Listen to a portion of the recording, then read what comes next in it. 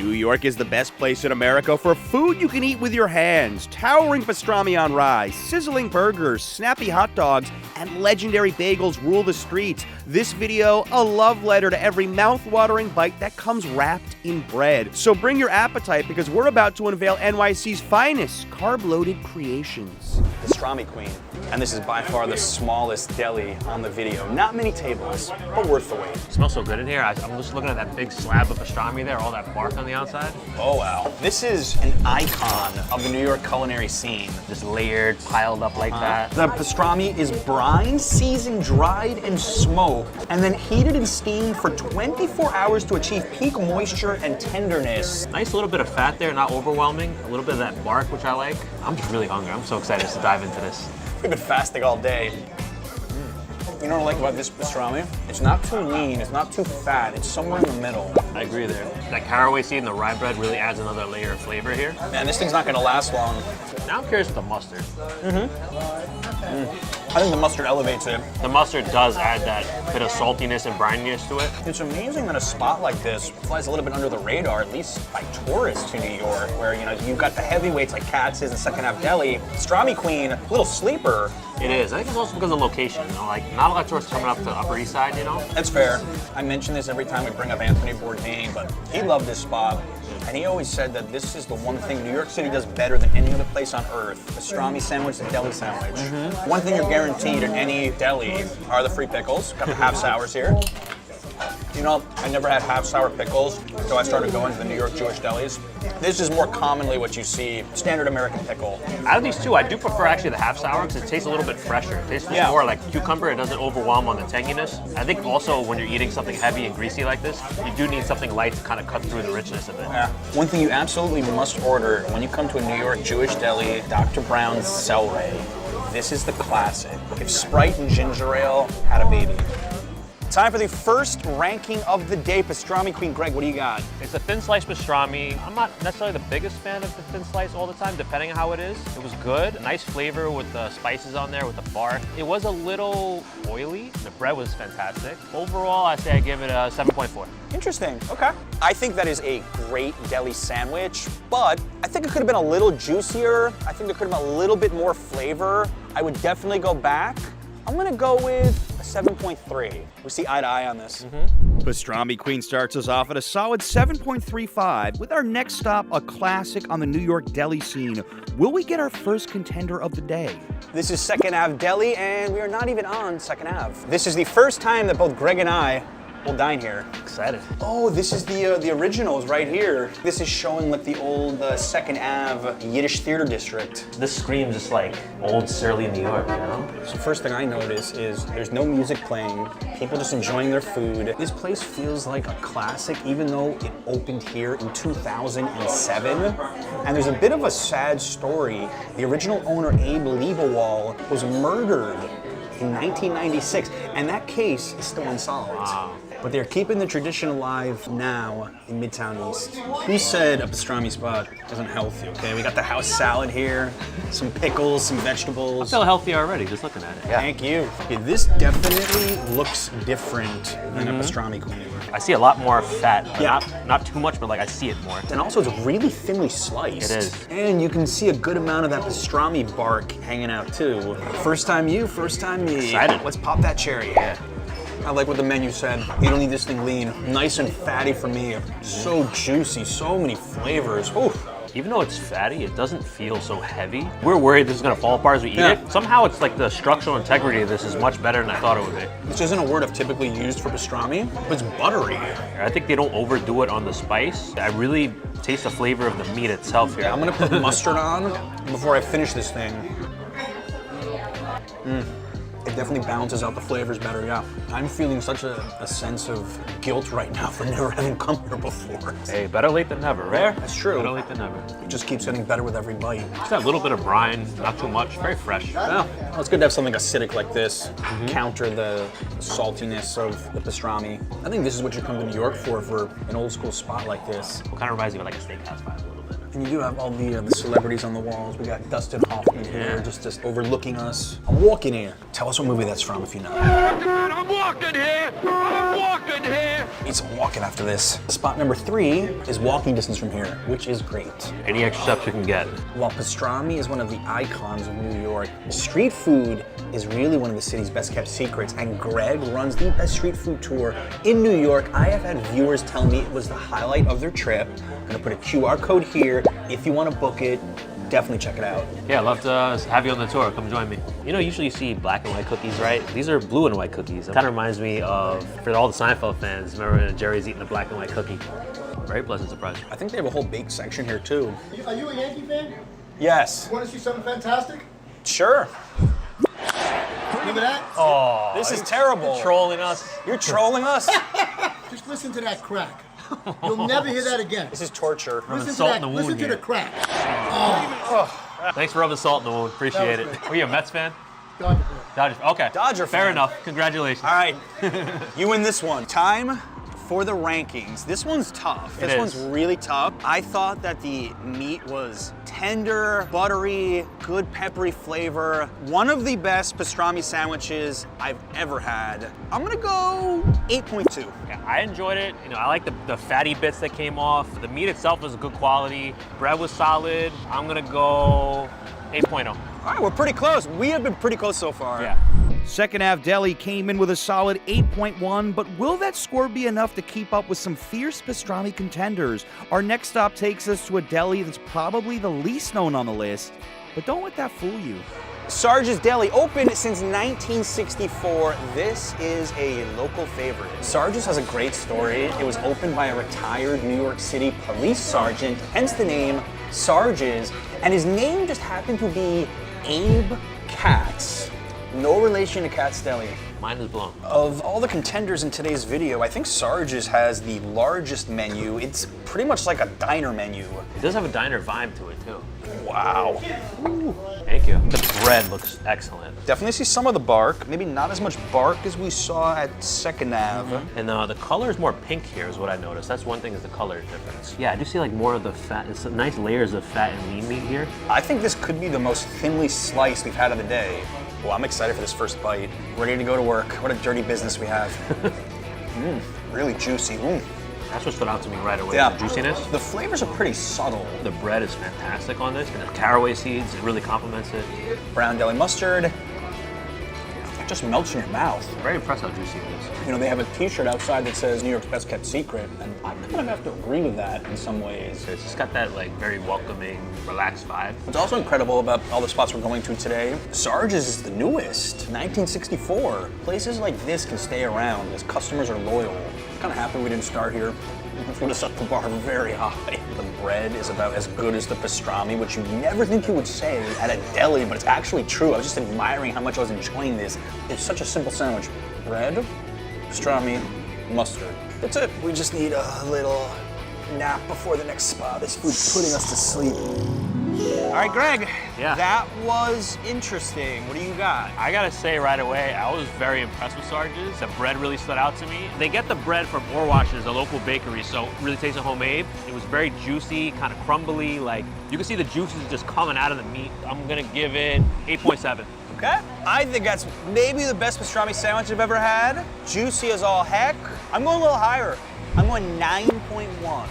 Sarge storms into the lead with an impressive 8.9. Could this unexpected contender actually take the crown? With just one stop left, a name that's practically synonymous with New York and pastrami awaits. We've got Katz's Deli, New York's oldest deli, open since 1888, been here since 1917. And this is the first time I have not seen a line out the door. This is a New York rite of passage, waiting online to get your pastrami sliced at Katz's. Greg and I made a bold decision. Yeah. We are having the Katz IPA and Ale. Cheers to the last stop and one of the most famous sandwiches in the world. Now, you may see this slogan all around, send the salami to your boy in the army, or you look at the walls and there's all these people holding these like thick sausages. It's because during World War II, the owner had 3 sons in the armed forces, and that's where that slogan started. Often imitated, never duplicated. You look at a Katz pastrami sandwich, and I think you can instantly tell where it comes from. Absolutely. The first thing that jumps out at you right away is how thickly sliced the meat is. They hand slice it to order. It feels like a workout right now. We're gonna need a workout after today. That's a different story. Also something unique versus all the other spots. They put the mustard on for you, and they put quite a bit. Even the way they slice it up and like almost stack it. Look at that. It's almost like a work of art. This was made for social media before social media even existed. 1888. I'm not necessarily docking them for this, although maybe I am. It's so much meat that this bread can barely hold it together. Like, I'm afraid this is about to fall apart. Now, we never really talked about like what pastrami is. It's the beef navel. It has to be cured in salt water brine for 3 weeks, then rubbed, then smoked, then boiled, then steamed, and then finally carved right in front of you. This masterpiece takes a lot of time. The final contender for best pastrami in New York. We had to end here with the most famous and the most unique, I would say. Is yours holding up? Yeah, I think this one's like very structurally intact. I think more than any other spot, the bark really shows. Here we go. First words from me are, it is so thick. Oof, it is by far the thickest piece of pastrami, and there is no contest versus the other ones. I also think it has the smokiest flavor. I would say so too. I think it has the boldest spice mix to it. They have a style, and they are not gonna move away from it. And it works. The vibe here, it's very touristy. This is by far the most polarizing place I have ever seen in New York. It seems like people either love this place or love to hate this place. But I need some more bites to really think about the ranking here. I would say not really the best bread on here. Like the mustard is actually seeping through the bread a bit. But I don't think you're really coming here for the bread. You're really coming here for the meat. And now your thing's falling apart a little bit, yeah. Oh yeah. It's messy, but I'm not complaining about it. Not that this affects the pastrami rating at all, but this lager is excellent. I think I like the beer as much as the pastrami. I've actually never been here for dinner before. Now you've come here late when there were still 24 hours. Yeah, like 3 in the morning. It's a whole different vibe here. It's like the after drinking crowd. It's Party fun. vibe. Yeah. I will say the meat's a little bit tougher in some areas to chew. There's less fat here. I'm not sure if it's like you can ask for a fattier cut, Yeah. but it is a little tougher. Do you think this is a tourist rite of passage? Absolutely. Probably the most famous sandwich in the whole city and one of in the whole world. I mean, you see this, you know it's a Katz sandwich. I think they have the record for most celebrity pictures. I can't think of a place that has more. They must have 1,000. What I do love is it still has that very old school feel to it. Yeah. It's very frozen in time. It brings you back to old school New York. But I think everyone should probably try it at least once in their life. Moment of truth, Greg. Here are my thoughts. I have been here before, as has just about every other New Yorker, and I've always had a hit or miss experience. I really enjoyed the taste. I like the smokiness. I like how thick the pastrami was. There was just something about the texture today. It just didn't have that crumbliness, is that a word? Yeah. It didn't have that crumbliness that I would want out of my winner, and it definitely didn't have the juiciness of Sarge's. So I'm gonna give Katz's a 7.9. I've been to Katz many times. I love the flavor. They have probably the boldest spice blend of any pastrami we had today, but it was not as moist as I'm used to. And usually the meat falls apart a lot, but here it was the bread that was falling apart tonight a lot, which I got to dock it on the bread too. I've had experience here that I would normally give maybe a 9.2. Tonight, I'll give it 8.1. Sarge's winner for me tonight. It was so juicy. The bread was excellent. It really had the whole package tonight. The underdog has won. Here's the final tally. Pastrami Queen takes fourth with a 7.35. Katz's lands in third at 8.0. Second half Deli claims the silver with an 8.1. And Sarge's Deli pulls off the stunning upset, coming out on top with an 8.9. Today we're hunting down the absolute best burgers in Brooklyn, from irresistible $2 sliders to juicy gourmet patties. Hope you brought your appetites. We're gonna eat. We've got Luis back on the channel, local food guide, and we are starting at BK Johnny, which has a famous burger from all places, Pakistan. Yeah, I've actually never heard of this place, but if it's Pakistani, you can bet that it's gonna have a lot of flavor. I've read really good things about this, now we gotta try it. It's nice in here. It's got a lot of personality. Oh yeah, for sure. My name is Sipta and I'm the Chief Drilling Officer at BK Johnny. I would love to know, how did this business come to be? I don't think you hear about Pakistani burgers around every corner in New York. That's true. Still, there's no Pakistani burger in New York City. This goes back to 2013. A friend of mine took me to this place. He said, this is the best halal burger you'll ever have in your life.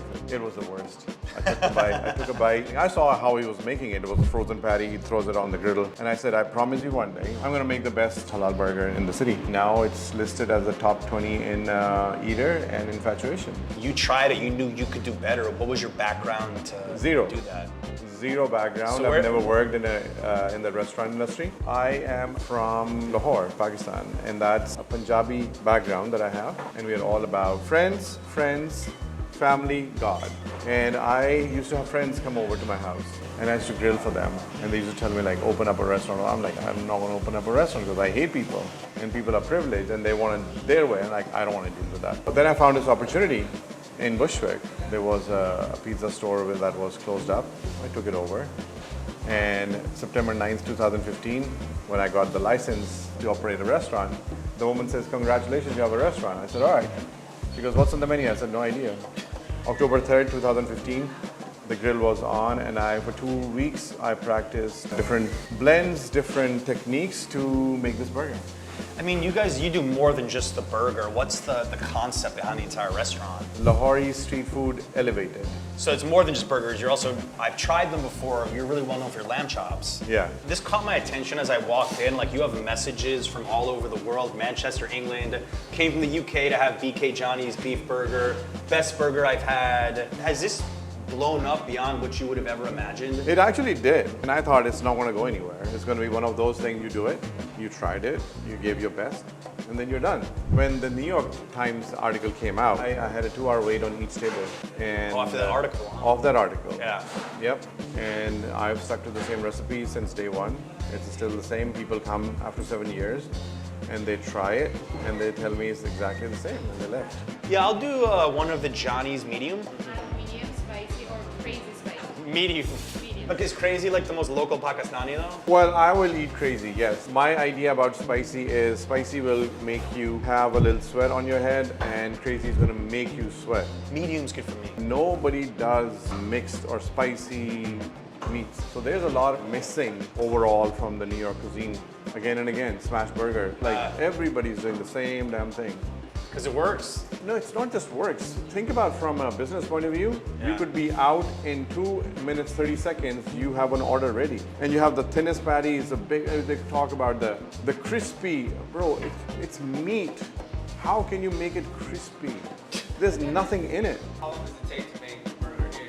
11 and a half, 13 minutes, depending on how you want it. So when you come here, your average amount of time will take for your food to get to your table from the ordering is 20 minutes. All the people who have owned restaurants and they have spoken to me, they're like, you guys are too slow. You're not turning the tables fast enough. And I said, the concept is to share the love of food. If I want to make another go, then I would rather switch over to some other cuisine. Like make it something quick. That's actually is a pretty spacious kitchen by like New York standards. Yes, it is. It's 1.5 times bigger than a regular kitchen. Ready for this? Luis, could you imagine you had this at home? Just random lamb chops whenever you want them. I mean, that would be great. I'm gonna make you guys 6 lamb chops. Start now, and you're gonna put a 3-minute timer on it. We have our secret blend of spices that we roast, mix, and grind. That's all oil and the spice mix, and it's ready. We just cut up the lamb chops and throw the spices on it, and we are done. Maximum marination is like a day. How many of these do you sell in one day? A lot. A lot? Oh yeah. People come from Philly, Baltimore, Boston, and they will eat it like candy.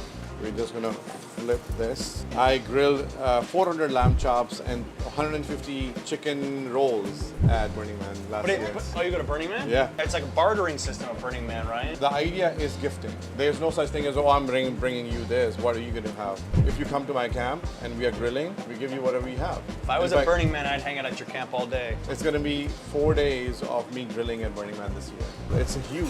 It's 77,000 people over there, and you could do anything you want. You name it, and there are people doing that over there. These are the thick ones. They're gonna take a little bit time, like maybe 30 seconds more on each side, but these are done. What do you spray? secret stuff. Secret stuff. It's fresh lime juice. Lime is underrated in a lot of places, and I love the smell and the taste. Good. Yep, enjoy. We got the little handles too. I love it. Ooh, that's packed with spices and flavor. It's a little kick to it, huh? Get the man some water. You said, I'm Mexican, give me the spice. All right, let's go, Luis. A lot of flavor. He's Mexican, I have a Mexican wife, so we're on the same level here. Dip it in the chutney now. Let's go. Love the minty flavor. That makes it taste really fresh. Yeah, it adds something extra to this, you know. I was just thinking of people get chicken wings for like big football games. I think I'd rather do this, a bucket of these lamb chops. You feel that in your throat, huh? I think now it's starting to like settle in. Yeah. It was a lot of flavor at first. Could have done a whole video just dedicated to these lamb chops. I think we would have been fine with that. So this is my favorite item on the menu. It probably has like 13 spices in it. Fresh cilantro, onion, green chilies, and salt and pepper and everything else. And it's cousin to the lamb chops when it comes to flavors. I can eat this every day and not get bored. There's a very immigrant-based story in this cuisine. How long have you lived in the U.S.? Long enough that I don't need a GPS to go around New York. And I drive everywhere. Did you come here for college? Yeah, I did my master's in fine arts from Parsons 20 years ago.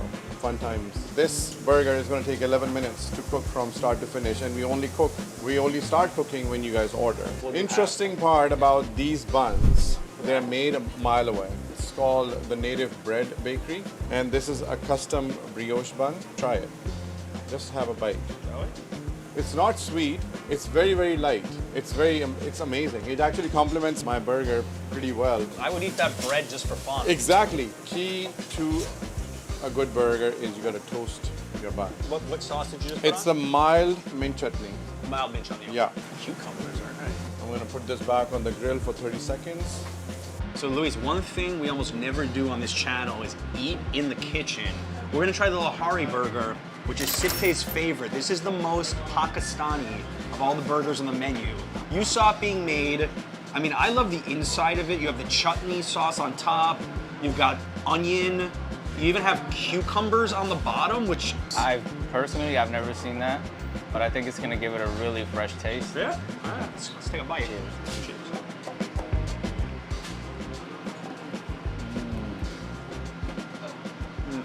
The meat's real juicy and flavorful. The cucumbers are a great addition, in my opinion. I just needed a few seconds to like gather my thoughts. I was just enjoying it. Like I was literally just, I forgot about the camera for a second, and I was just enjoying that moment, how good that meat was, and all of the spices and textures, just very well thought out. That was delicious. We didn't even come here for this. This was just a surprise bonus. So thank you. Yeah, I didn't really taste the spicy at first, but I'm tasting it now. I'm feeling it. I'm definitely feeling it. So this one over here is the 8-ounce custom halal beef patty from Pat LaFreda. We worked on it for 2.5 weeks, back and forth, changing a few things over here, a few percentages over here, and this is a really high-fat patty. It's a 70-30 patty, and this is going to be the most delicious burger and the simplest. It gets the mint chutney. We make this mint chutney every day, small batches. So it takes a tablespoon, and then this is the cooling effect, the raita on top. What is it called? Raita? Raita. Yeah, it's a yogurt sauce with spices in it. And the 2 patties, and this is it. Only 3 items, yeah, that's all it takes. Mint chutney, 8-ounce patty, grilled tomato, raita. That's it. Thank you so much. You put a lot of love into that. We saw it from the beginning. I'm really excited to try this. Top 20 of New York City, right here. I have to say, that was actually the most fun I've had in a kitchen with an owner since maybe ever. He was just giving us food left and right. So we can tell he's real passionate about what he does. That always comes out in the food itself. Not a quick burger, but I think it's gonna go down pretty quick. Ready? Cheers. Cheers.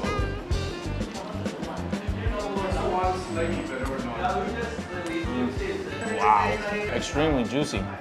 The first thing I noticed was the mint chutney, and I never would have thought about pairing mint, a minty flavor on a burger, but it works absolutely perfectly here.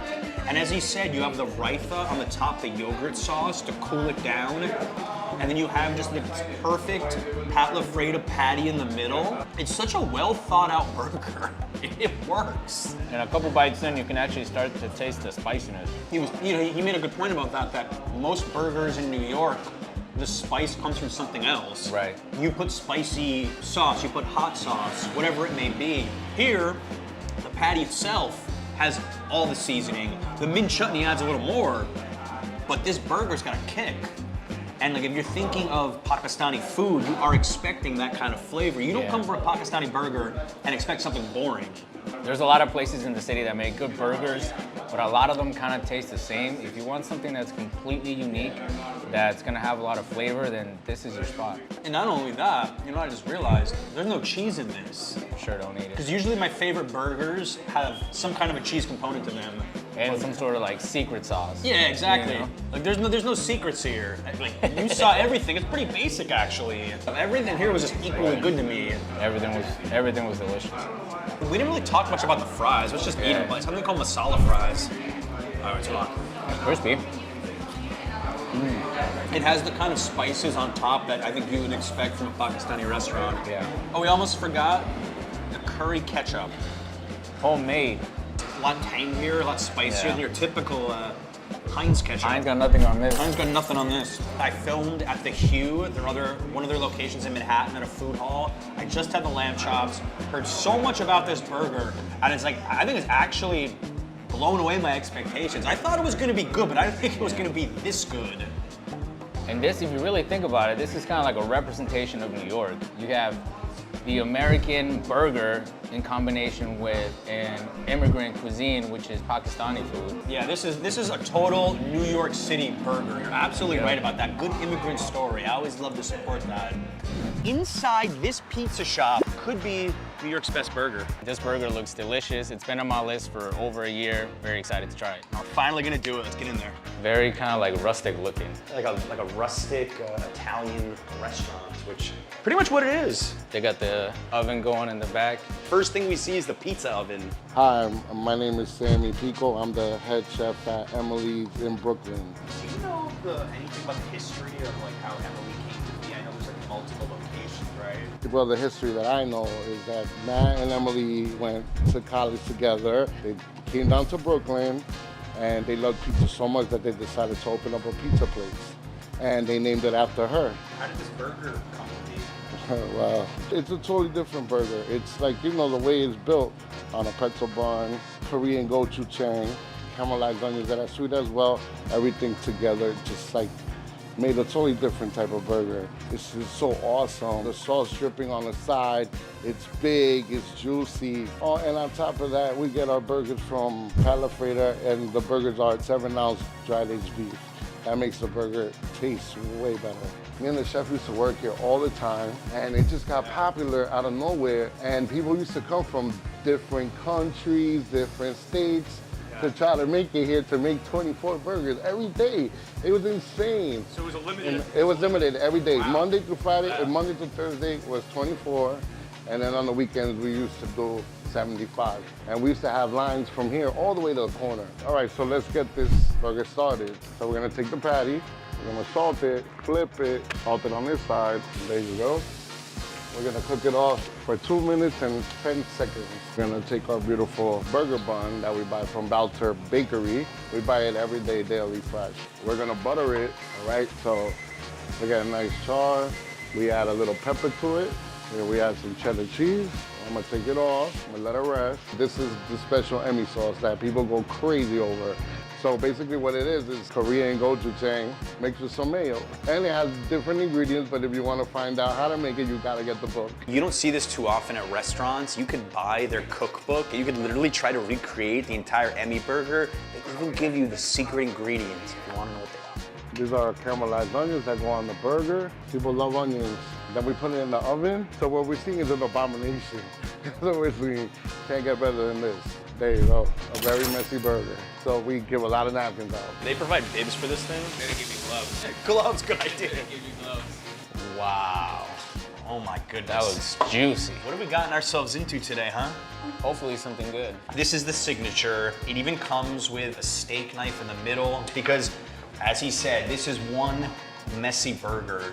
We've got the Pat LaFrida dry-aged beef patty, Grafton cheddar, caramelized onions, the Emmy sauce, and we have, of course, on top, the pretzel bun, which I think it makes it pretty unique. Do you know many burgers with pretzel buns? I don't think I've ever had a burger with a pretzel bun before. I'm not sure if I have either. And like the fact that this is at a pizza place, a pizza restaurant, makes me excited. Yeah, man, for sure. I mean, look at all the juices just seeping through this.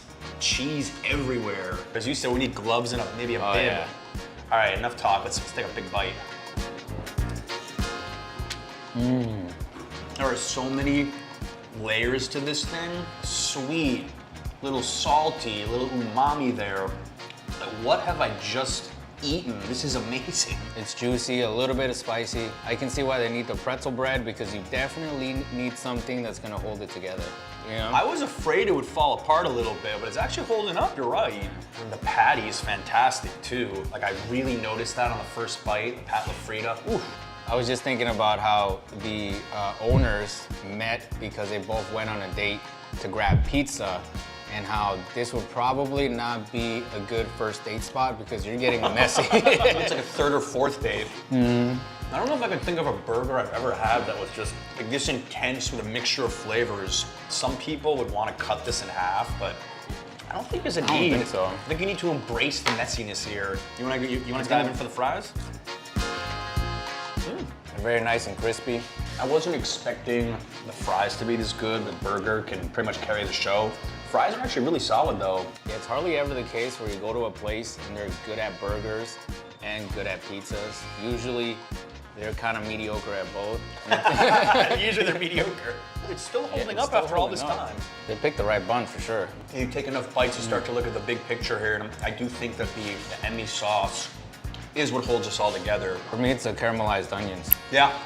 Yeah, when he had us back there, he took the patty off the grill and he tossed it in the oven. And he was explaining to us that he did it because he wants the cheese to melt into the patty and for everything to be warm once he hands it out to the customers. And then that's that common pattern that we tend to see with really viral dishes or food that has just taken over a city that's become really popular. Is like the attention to detail, little things like that. So Luis, with your Instagram account, you're really on top of all the viral trends right now in New York, and you've noticed that like, this type of burger isn't as big anymore. Right.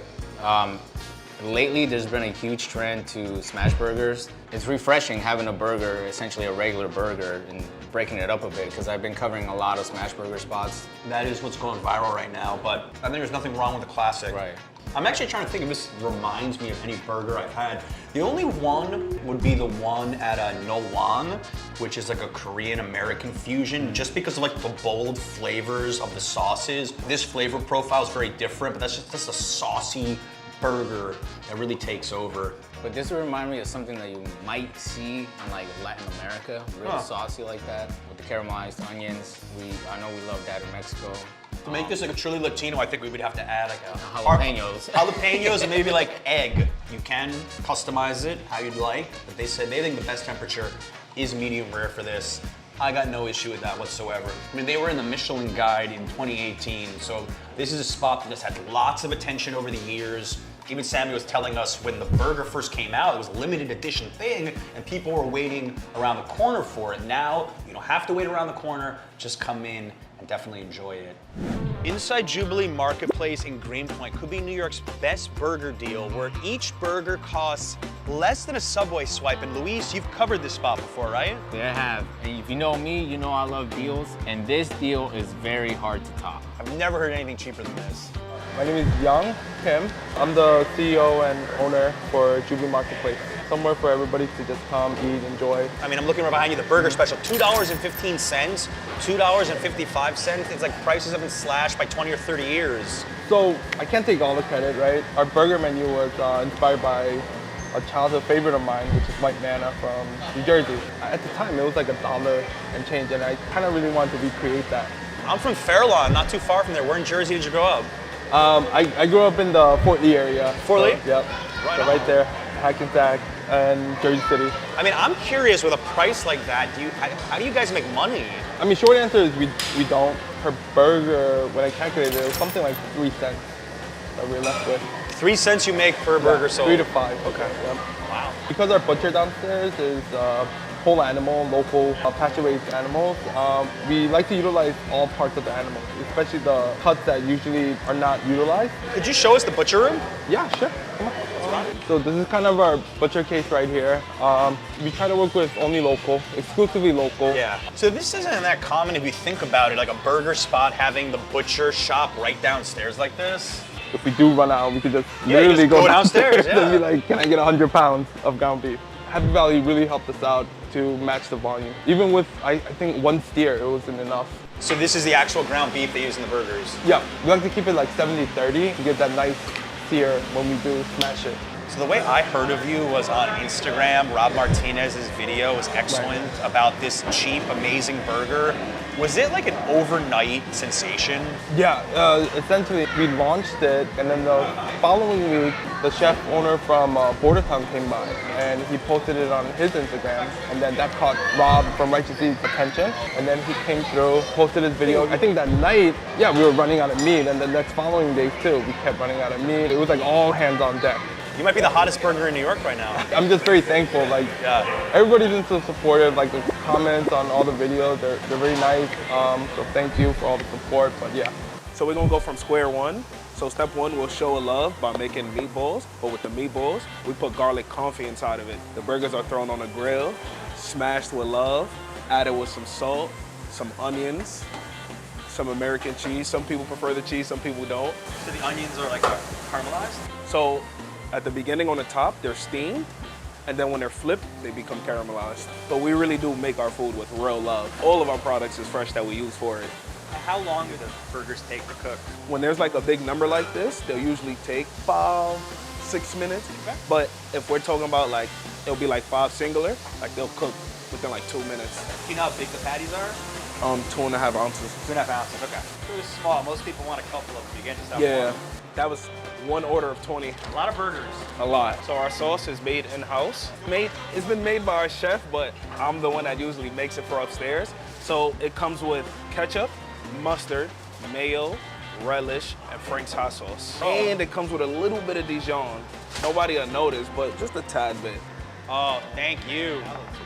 You know, what's crazy, Luis, is after all the huge burgers that we had in today's video, ending with these 2.5 ounce smash burger sliders, like, it's perfect. This was written out so well. For sure. And I loved Young's story about how this was inspired by white manna in New Jersey, North Jersey, where I'm from. And I'm ashamed to admit I've actually never eaten there. Ooh. I've always wanted to, so I think I'm gonna have to go to my home state. Yeah, I know. I mean, you were already telling me how good this was, right? Right. I mean, it works out perfectly because they have the butcher shop downstairs so they can get the meat. And it's high quality meat. It may be a small burger, but they really care a lot about the process and providing their customers with something good to eat that's also affordable. $2.55. That's actually less than a Subway ride now. You know, the closest I could say I grew up with on this was like White Castle. These are way better than White Castle burgers, way better. Got the pickles sticking out there, potato buns. There's a lot of good things going on. All right, let's see if we have any appetite left. I think we have enough for a couple of these, right? Yeah, for sure. All right, let's rock.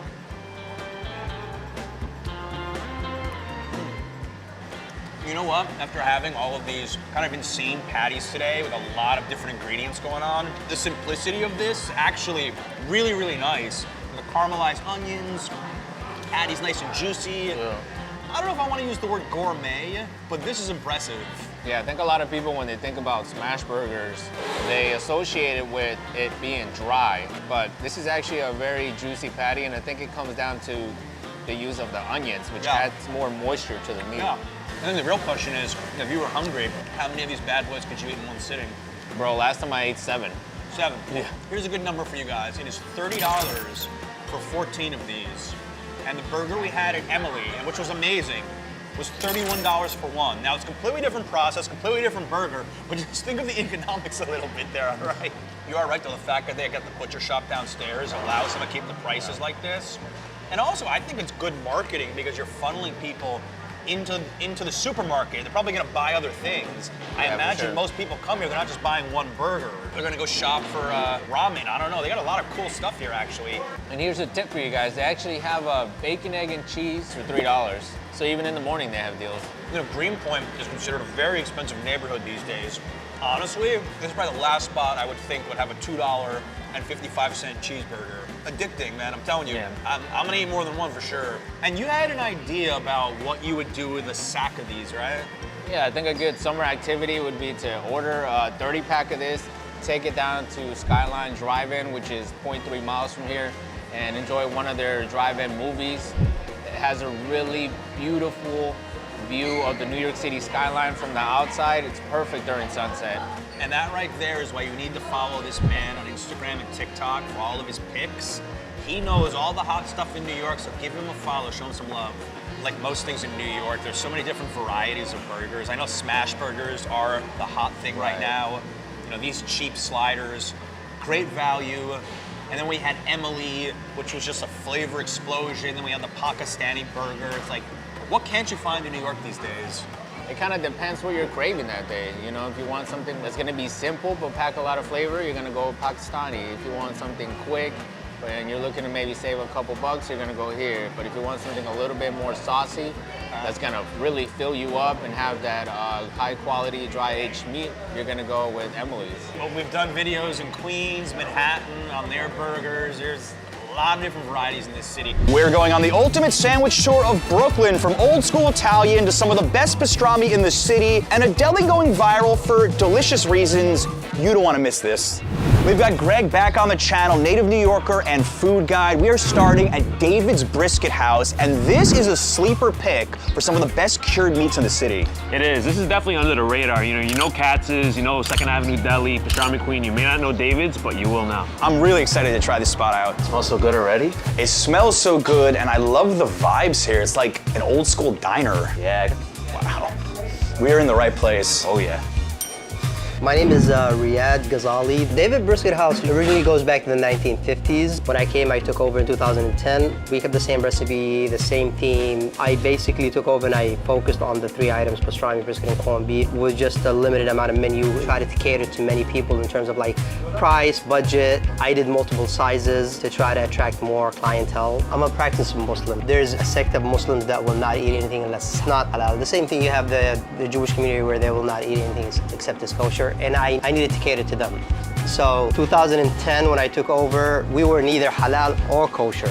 It really took me like about 5 to 6 years to figure out how to source it to get a halal. 2017, that's where we officially became halal. It's still kosher style, but I would never tell anybody it's kosher.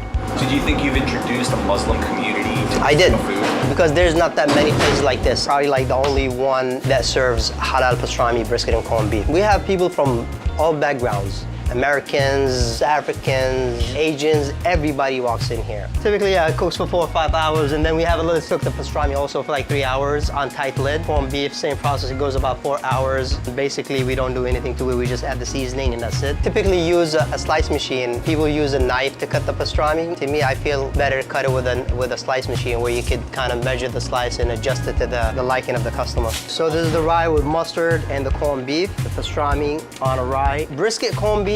This is brined for about a week, cured until it changes color. This one is boiled, a little bit of acidity, but at the same time not overpowering. Then this one over here, we marinate it overnight and then we bake it in the oven for 4 or 5 hours. You're gonna taste the rub and you're gonna taste the vegetables as well, and the brine that is cooked in. Now this one is the thinner portion of the brisket. It's cured, it's seasoned, it's frozen, it's then baked, then steamed. It has more flavor than pastrami because of the seasoning. You could tell that they're all the same cut, but different flavor profile. Thank you so much. No problem. One of the best things about David's Brisket House, they offer you different size sandwiches. You don't have to spend 26 bucks for a mountainous serving of pastrami. Or whatever your appetite, whatever your budget, you can find it here.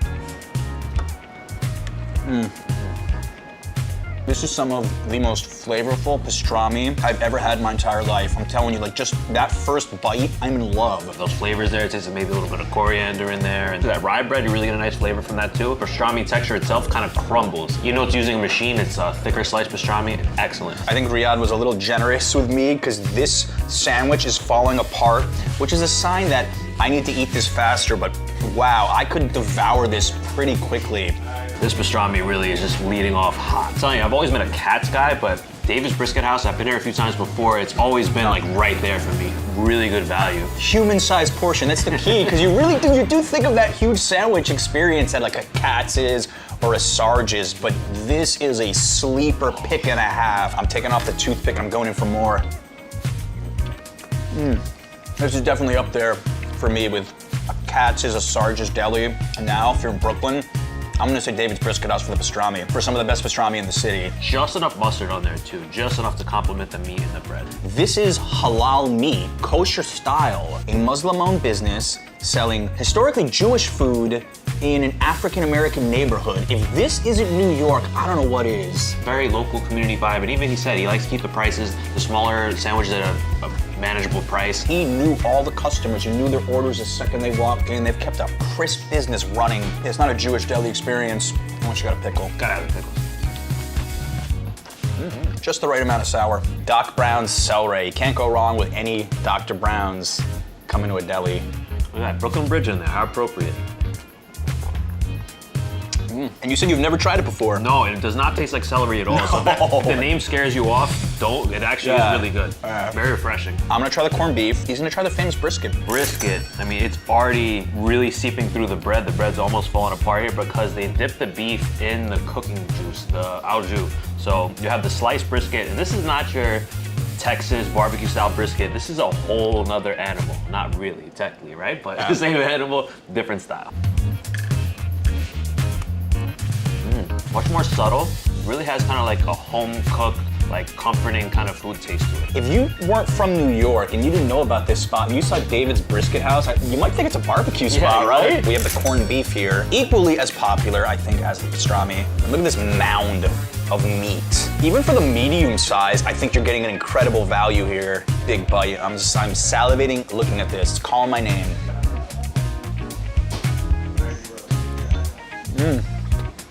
It's a lot softer, it's a lot more tender than the pastrami. It's a little more subtle. I don't even know which one I like more. I think I like the pastrami a little bit more because I'm into that flavor, but you cannot go wrong with this corned beef either. I don't think you can go wrong with any of this stuff. Yeah, it just steps away from the AC train or the LIRR. It definitely reaffirms it's one of my favorite pastramis in the city. I'm blown away by how good this was. I'm a Sarge's Deli fan, my top pastrami corned beef, but these guys are in the equation now.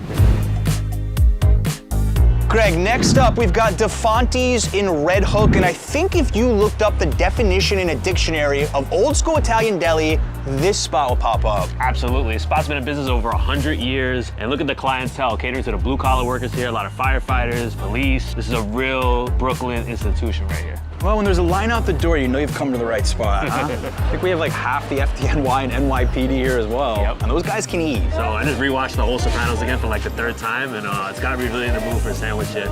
We got Tony, gotta get some gabagool. The whole cast was here. I'm a Jersey boy, I love the Sopranos. How you doing? Can I get one Golden Boy special, one Chenzo 13, please? Small, please. Thank you.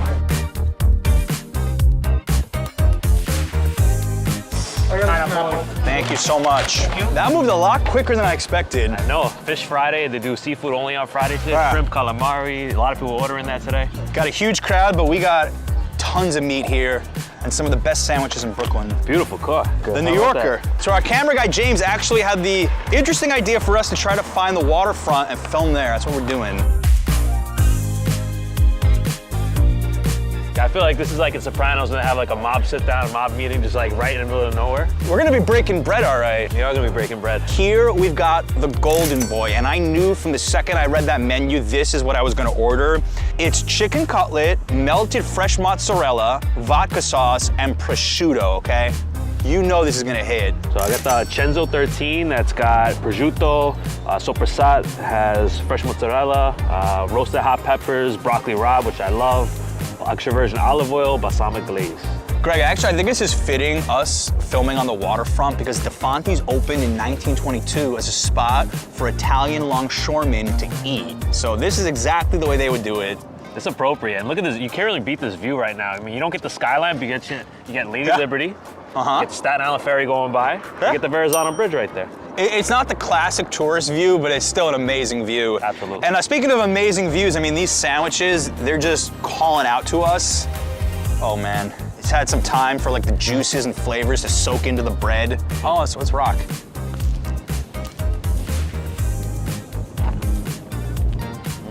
The chicken cutlet and vodka sauce was enough. Adding the prosciutto on top, a little saltier, just the perfect combination. The soppressata and the prosciutto is just enough saltiness, not too overwhelming. Then you have that creamy, fresh mousse coming in really nicely. Get a little sweetness from the balsamic glaze, a little bitterness from the broccoli rabe, and then those peppers in there also being soaked up in that bread. Cannot sleep on bread in an Italian deli like that. I got the hot sandwich, you got the cold one, so you want to take this home to Jersey. Good to go. You want to walk to the park, this holds up. I just love the layers to this thing. I think an underrated part about a good sandwich is really just the assembly of it. I mean, you can see just they're experts at making this and just how they layer it, how it's all put together. It's a work of art. Definitely. You have to know what you're doing. It's like you can't just have good ingredients. They are good sandwich makers there as well. And we saw how busy they were. They do this all day, okay? So they know what's up. I think a lot of people think of like New York, New Jersey as the big Italian pizza hub for Italian Americans. But before pizza even became huge in the US in the 1950s, these sandwiches were around first. This had way more influence than pizza did. Absolutely. I mean, the fact it's so portable, you see blue-collar workers coming in and out, big brown paper bag, taking a sandwich with them for lunch. The extra added experience of being right on the waterfront here. Enter the Liberty Warehouse and walk directly to the waterfront. Tons of benches here. And then go explore Red Hook. Red Hook's a super underrated neighborhood in Brooklyn that a lot of people don't know about. We're talking mob business here. On the waste management, 30%. 25, all right. If you are visiting New York and you don't know where to eat, you've got to take Greg's street food tour of Queens. I've had viewers tell me it is one of the best experiences they had visiting New York. Check the QR code or link in the description. Definitely take that tour. Love to see you. See you soon. Greg, we've got Farmer in the Deli, and this spot is absolutely blowing up on social media right now. It is. I've been seeing them chop up the sandwiches. It looks like a total show we're gonna get in the process of getting this sandwich. So let's see what it's all about. They don't make sandwiches, they build them. Like barbecue chips. Part of the shtick here is you gotta get chips to get chopped up in your sandwich. You can already hear the chopping going on in front of us. I wanna do the chopped turkey roll. Can I toss you the chips? Toss you, yeah.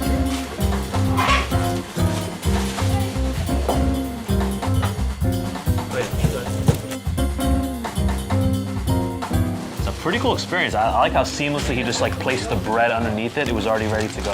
All right, we got a little show. Now we're gonna see how this tastes. Greg, I know that you were a little bit skeptical of it. I gotta tell you, it actually looks pretty good. It looks more like a tuna sandwich to me than it does a turkey sandwich with how chopped up it is. They've been open for over 20 years, so I don't know how long the chopping shtick has been going on, but they've absolutely been like everywhere on social media, so. Seen the ones on Instagram with the mayo, it kind of look like slop, but this looks a lot better. There's no mayo in it. We got the honey turkey, lettuce, tomato, Swiss cheese, spicy mustard, vinegar, pepper. Yeah, on a roll. On a roll. Better than I expected. Spicy mustard is key here. I think if this was with mayo, I think I really would not have enjoyed it. It's like the mom cutting up the food for the toddler. Like I have a toddler at home. We don't chop up his food this finely, but oh, look at that. It easily falls out too. You know, I was just about to say, I think it actually keeps everything together better this way, but I might be wrong about that. I proved him wrong. Even though you can order tuna there, just like having a really finely sliced up turkey, I'm getting a lot of the mustard though. Like I'm noticing it more than ever. Me too. So it's like you're mixing up the condiments a little bit more than normal, because typically you got mustard, it's just on one side of the bread or the other. Have you noticed any of the chips, by the way? You know, I was just about to mention that we kind of neglected to talk about. You can grab any chips or Cheetos, anything you want, like Ocky way style. You literally throw it to the guy behind the counter to make it. I had a couple of crunchy bites in here from those chips. Little bits in there. I'm getting them like very subtle in the taste department, more in the texture department. Now I got the barbecue chips and it's adding a lot more flavor to it. The line is slow.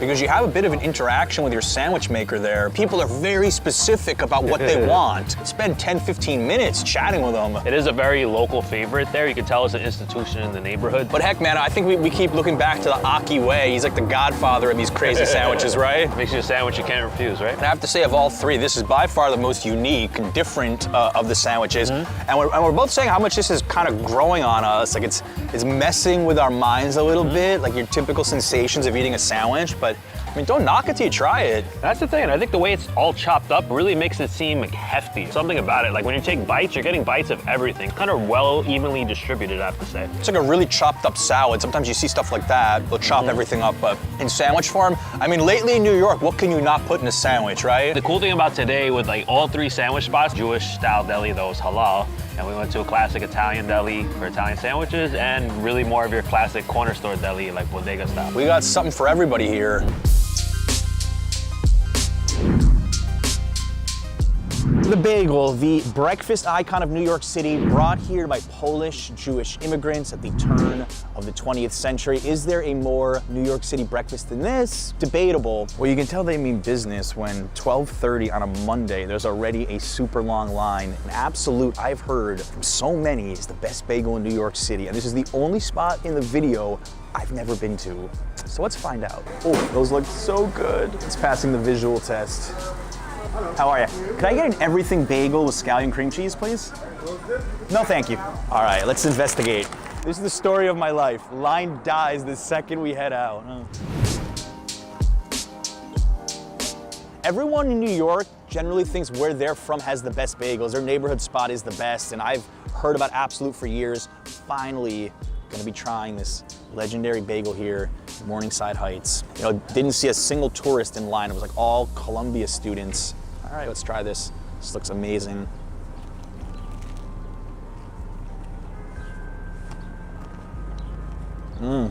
Chewy on the outside, soft on the inside.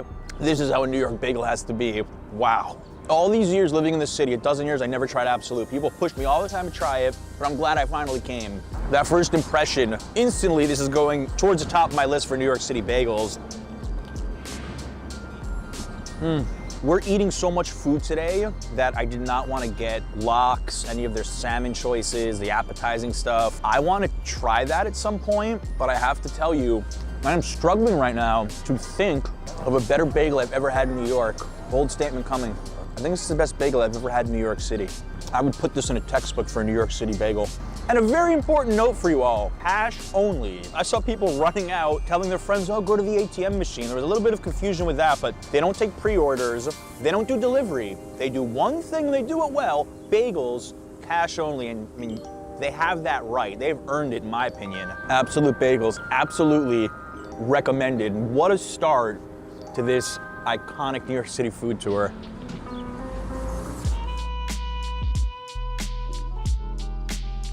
Is there anything more iconic in cinema than somebody grabbing a street hot dog in the city? Well, we've got Billy's here, and the story with him is we included him in our best reviewed hot dog video last year, and his hot dog stand really blew up in international popularity.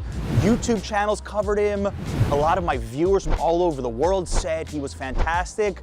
Let's go pay him a visit and see if he remembers us. Love it. Always a line. Billy is a local legend. I've been coming to him since I was mid-30s. Oh, wow. I'm 67 years old. 30 years, huh? Best in the city. Well, he's always here, reliable. Yeah. People have been coming to this guy for decades. Remember me? Best reviewed hot dogs in New York City? You started again, you see? We're doing different spots, hot dogs, pastrami, like the best of each category, and your hot dog. You deserve it, man, you deserve it. Billy's been here over 30 years. Oh yeah, but you do a great job, man, so I just want to thank you. You do good too. Oh, I appreciate it. Yeah, you good too. You got a hard job, man. You got the whole neighborhood here, you know. Your wife was pregnant, no? Yeah. Okay, you got the baby? Yes, sir. Here he is, 6 months. Yeah. He's a big boy. You're right, she was pregnant. He tried your hot dog while still in the womb. Anything you want to say to the people? Nah, listen, say thanks to everybody, that's all. That's all.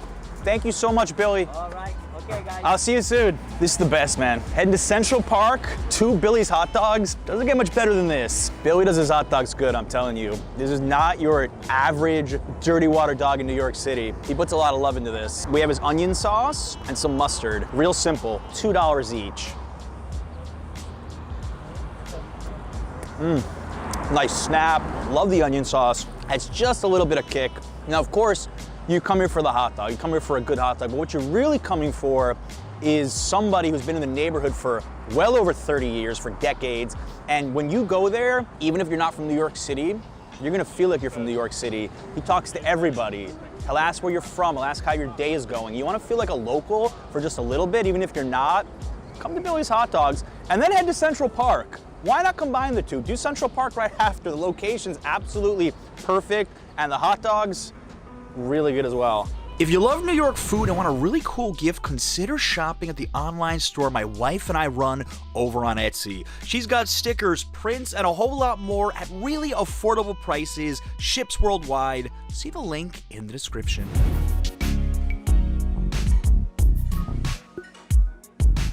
The Jewish Deli, a New York institution. My viewers constantly ask me, where do you get a good pastrami sandwich? I always point them as Sarge's over Katz's for a more local experience. I love this spot. Want to do the number 3 corned beef and pastrami? Always get that, like every time. And a Doc Brown celery.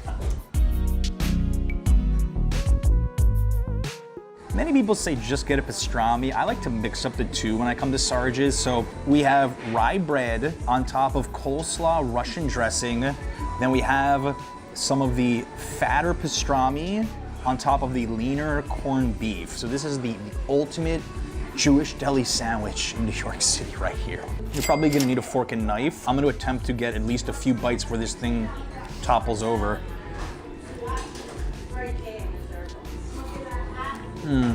It's so rich, so tender in flavor. If you just want double meat experience, combined with that rye bread and the Russian dressing, one of my favorite sandwiches in all of New York City. And honestly, something that I would say New York does better than any place else in the world, the deli sandwich. You can argue pizza, you can argue bagels, you can argue hot dogs. Anthony Bourdain said it many times. This is what New York does better than anybody. And I think Sarge's does it better than the rest.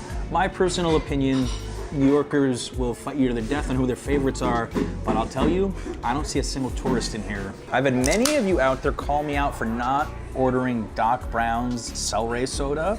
I've actually never had celery soda. That's really good. I approve this pairing, but bring your appetite when you come here. Sarge's is interesting because for years and years they were open 24 hours, but after the pandemic, like many businesses, they do now close at 10 p.m. So you can't come here at 3 o'clock in the morning and try to fight a hangover with a big pastrami sandwich anymore. No shame using a fork and knife if you want to get your money's worth here. No shame. All right, that was the gut bomb of the video, but we've got more.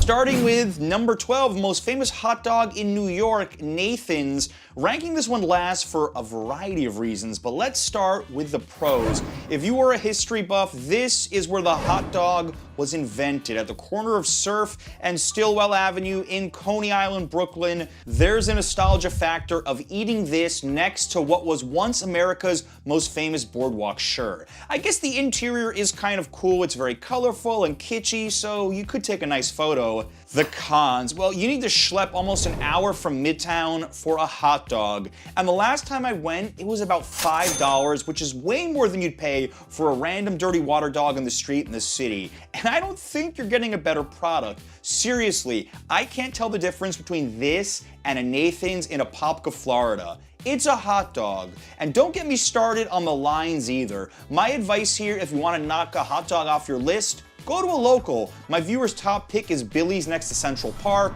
so you can chat with someone who's done it for 30 years. Another favorite is Dan Rossi, the hot dog king who sets up in front of the Met and is a disabled veteran. And later on in the video, we mentioned another famous local hot dog spot that I like way more. Katz's Deli, another spot that tourists are absolutely in love with, and many locals will fight you to the death if you dare slander them. But it's sitting on 8th on my list for a reason. The pros. Going to Katz's is a New York experience, albeit a rather touristy one these days. Walk in, grab your ticket, and then wait in a long line to get called up to the counter where you can even sample a little of your deli meat while your pastrami gets sliced up. You won't find this rite of passage anywhere else in New York, and for that, I think they're one of a kind. Outside of the obvious that it's touristy and you may have to wait in a long line, we'll jump right to the pastrami sandwich.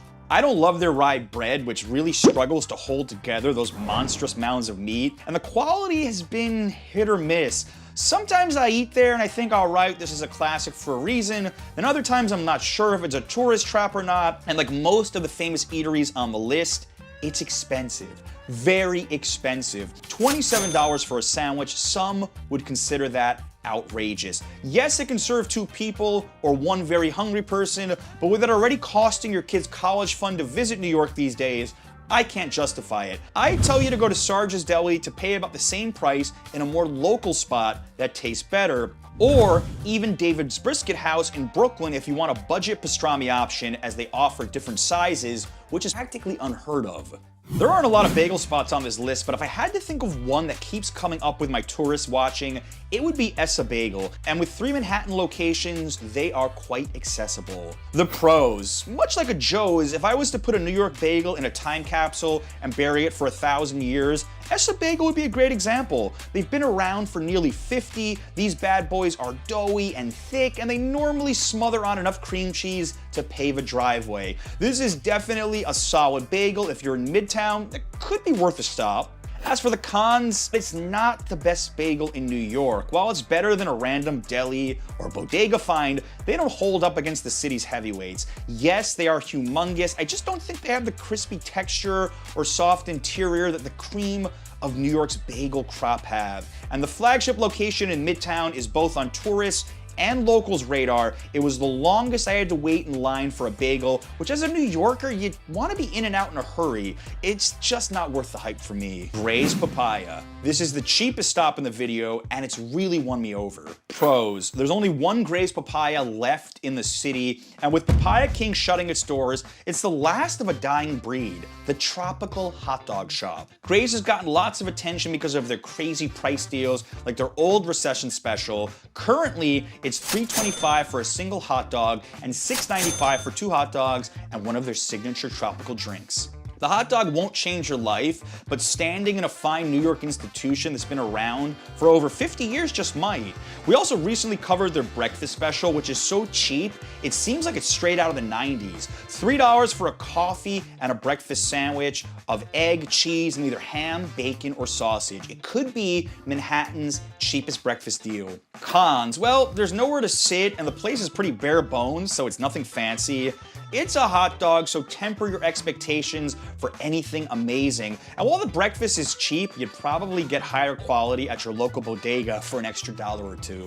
Topping our list of famous eateries is Russ and Daughters. Open 110 years, this Lower East Side appetizing institution is a must visit. The pros. I don't know if I've ever had better Nova salmon or lox in the city, and you know how we talked about the experience of walking into Katz's? Well, going to Russ and Daughters is just as fun, grabbing a ticket and ordering from behind the counter. Well, $17 for a lox and cream cheese bagel is very pricey. This is the one place I would pay for it and not complain. They've managed to keep their standards high, plus Jewish appetizing stores of this nature are very hard to find these days. The location in the Lower East Side and the fact that they have a separate sit-down cafe around the corner makes this perfect for any visitor to New York who is willing to try something classic.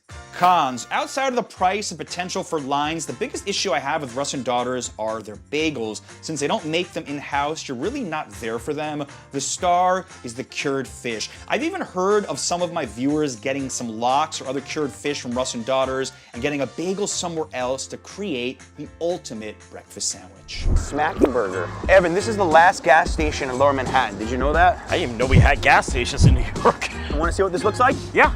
This is Smacking Burger located in West Village, and what makes this place stand out are their different variations of smash burgers and their crispy loaded fries. That's I a got lot their of classic everything. burger, their mushroom burger, God. their Oklahoma burger, but my favorite was the Big Smack. I want that Oklahoma in me right this second. Get this man is Oklahoma, let's go. This place is popping, just open and it's packed. I think they might make more money on the burgers than the gas.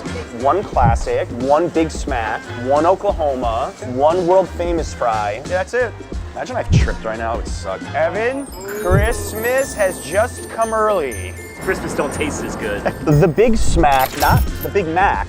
We've got a double smash patty with caramelized onions, pickles, shreddis, American cheese, and signature smack sauce on the Martin sesame bun. Evan, what's on the Oklahoma? You know, I like a challenge. Let's see if I can take a bite and guess. You're speaking to me. I got a double smash patty. Yep. Caramelized onions. Yep. American. Yep. I'm gonna go bread and butter pickles maybe? Just pickles listed. A lot of butter too, which I love. You're missing one sauce. Is it a garlic aioli? Horseradish. You were close, you were close. It doesn't overpower, it doesn't take over, it just really complements everything you have in here. 10 out of 10 recommend. I haven't had a Big Mac, I think, since I was in high school. But the Big Smack, on the other hand, we're gonna try. That was bold. Going through that sesame bun and 2 smash burgers with all that cheese and their smack sauce, whew. I haven't reacted to a fast food burger like this in a long time. Sir, that's not fast food, that's art. You're right. You know what else is nice? Is that they don't dry the patty out.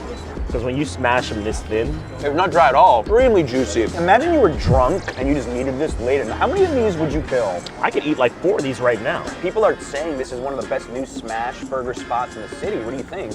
If you'd have told me that these came from a restaurant, I'd believe you. Instead, we're sitting outside at a gas station.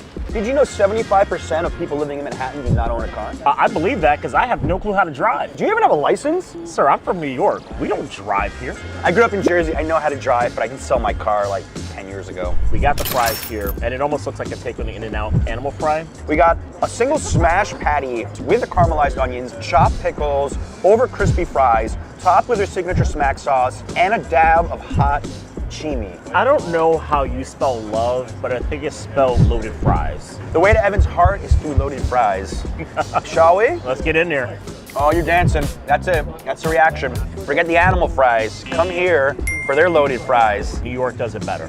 I saw how many people were inside. It was like a who's who of New York. You had hipsters, you had finance bros, you had mechanics on break for lunch. It's everything. It is New York City eating inside a gas station. So you can order the individual sauces, like 99 cents each. We have a little sauce bar here, but I'm not even sure what I like more. Fries or the burgers. Both fantastic. All the way. Oh, thank you so much. We just got gifted all the way. You know we have 2 more spots left, right? It's just like dessert. There's always room for more. Yeah. Double smash patty, onions, pickles, shreddis, tomato, American cheese, crispy bacon. So on top of everything, we got bacon, and this one's like piping hot. Hold on, I need a picture of that. We all need a picture of this one. Thank you, sir. Someone's got to eat this.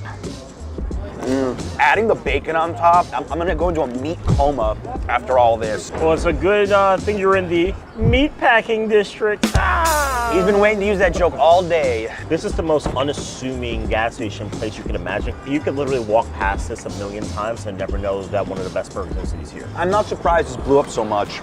We had Mobile, we had Shell, now we are at a BP in Bushwick for Blue Hour.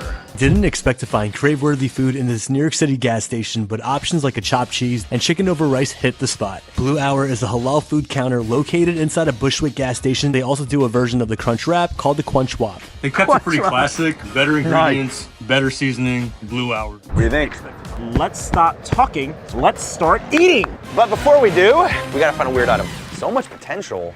I got it. I'm going with this quality perfume for your car. It looks like a Converse for babies. Oh man, I think you win. Dancing cactus. This is the Christmas gift I never knew I needed. Hi, my name is Ali Zaman. This feels like a speakeasy bar when I walked in here. I never would have expected this from the outside. Yeah, a lot of people come in and they say it's like a video game side mission, you know, or like in GTA. How did you come up with the idea for opening up inside of a gas station like this? The opportunity presented itself. My cousin saw that the kitchen was ready, and for months he was like, maybe we should open something here, and then we finally did. What are some of the signatures you think we should try? Our chicken over rice, I feel very proud of. If you're into something a little bit more like Italian flair, I had a sandwich in Staten Island once. We made our own, we called it the Crown Jewel. So our chicken over rice is unique. We have duck fat that we marinated in. Oh. Yeah. We use a long grain basmati rice, shredded cabbage, diced tomatoes. We feel very proud of our white sauce. Hot sauce, 3 chili blend, just enough. Sumac and cilantro onions. Our crunch wrapped, it is definitely inspired by Taco Bell. We obviously changed the name. We have a 12-inch tortilla, specially seasoned taco beef, shredded Monterey Jack and cheddar. We have our tostada, this cheese sauce we make in-house. Then we have the freshly diced tomatoes, crunchy iceberg lettuce. I personally love a lot of sour cream. We slap it right back on the grill to give it that signature brown top. Money shot right there. You have that perfect bite. We used to have a chicken parm, which I really was proud of, but I wanted something a little more unique. I went to an Italian deli in Staten Island, and I had something very similar to this, the Crown Jewel. We use it on the fresh Parisi bread, extra virgin olive oil, the balsamic glaze, the bed of the eggplant, dry oregano. You get a free massage from Rafa every time I'm in here. It's okay, don't worry, don't be shy. Fresh mozzarella, get the cheese melty. Our fresh basil. Now you have the fresh arugula, some more balsamic glaze. We'll cut that in half. That might be my favorite sandwich here. You know, drunk people come in and they want like a really greasy sandwich. That's the Bizarro, and this is like the Superman, you know what I mean? So you're not that drunk yet if you order this. No, this is like, you know. Sober food. First time in channel history we are eating on a lotto table. We're gonna try to win the food lottery today with all of these picks here, and we have to start with what I think is the most unique item of the entire video, the Crown Jewel. Now, I was not expecting to find an authentic Italian deli sandwich here. Breaded chicken cutlet, which they bread in-house, and breaded eggplant with fresh mozzarella on top. Let's take a big old bite. This is the absolute last thing I was expecting to get here. Wow. This is elevating gas station food like past what you would expect. I think gas station food gets a bad rap. This feels like I am in Bronx, Italy, or someplace out in Staten Island. Well, that's where they got the inspiration for this, from Staten Island. Really? So you're on the right track, yeah. I'm telling you, like actually finding halal Italian deli food like this, I don't even know where else you would look for it. All right, I have the Crunch Wrap, not the Crunch Wrap. A lot of similar ingredients, but this is an enhanced version of it. I've actually never tried this at Taco Bell. Just looking at how it's made, you are in for an absolute treat. Look how thick this thing is. This is ridiculous. That's a thick boy right there. Here we go. Take a big bite. That has a lot of different layers to it.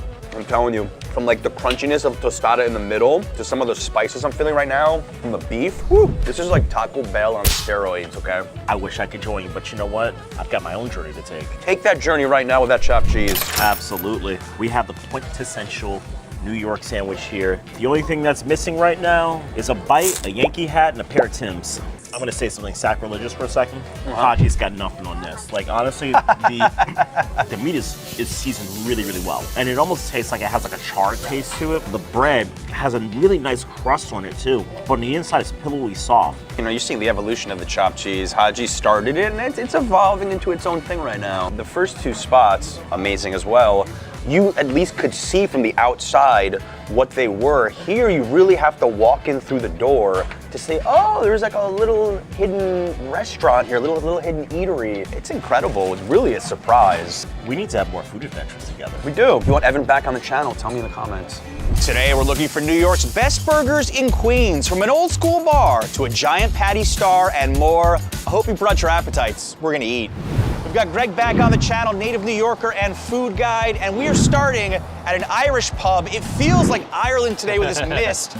Donovan's, and they're synonymous with their burger, right? Absolutely, they're very famous for their burger, and this is kind of a piece of old school Woodside. Woodside used to be a very Irish neighborhood, 80% back in the 30s. Become more diverse, but Donovan's been a staple ever since the 60s. All right, I'm hungry. I gotta check this burger out. Let's do it. I feel like we're stepping back in time. Joe Donovan and his father took over in 1966. I mean, it's a really big part of the community. This is the place everybody wants to meet and hang out. How did the burger get so famous? I'm curious. That's Joe Donovan. He has a burger which is, you know, chopped meat, which he puts cuts of steak into, and we never changed it. You know, we just kept going, and it's still being raved as one of the best burgers you could get in the city. And those are his father's boots, a symbol of the Irish hardworking and a good look. So we have 3 fireplaces. That's a big help. You know, people love coming in to see that. 10 Salvador Dalis, and they're all signed by him. Yeah. You're like a surpriser in every room here. Yeah, that's what I said. There's a story in every room. So, Yeah, even look at the clock right there.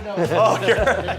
So this is our famous Donovan's handcrafted burger, 8-ounce burger, ground beef, chuck steak, and brisket, and other ingredients which gonna keep to ourselves. If you think it's excruciating waiting for your food sitting at a table, imagine watching it being made and all those smells. Oh man, the smell of this burger grilling was just intoxicating. I couldn't take it anymore. Being ranked one of the best burgers in New York, I'm amazed at the simplicity of this. I am too. I love places like this, and I've had this burger several times. It's been a little while, but definitely comes to mind when I think of some of the best burgers in Queens. Is always high on that list. The steak fries on the side, looking quite enticing, but you know, you can see the patty is the star of this burger. Look how juicy this is. The bottom of that bun, you can already see like the burger juices there. That's the first thing that came to mind. Like when I felt it, I didn't even put anything on it. I don't want any ketchup. I just want to taste it just as it is. All right, let's take a bite. Oh yeah.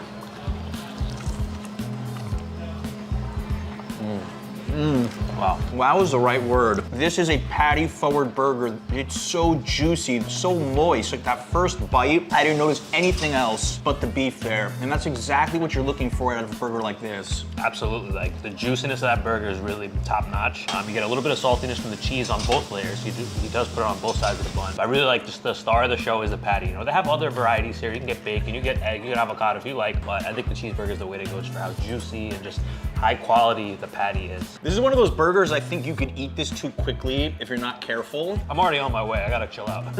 Look at all the juices from the patty that have already seeped out. I'm gonna use like a dipping for my fries. A little ketchup, a little burger juice.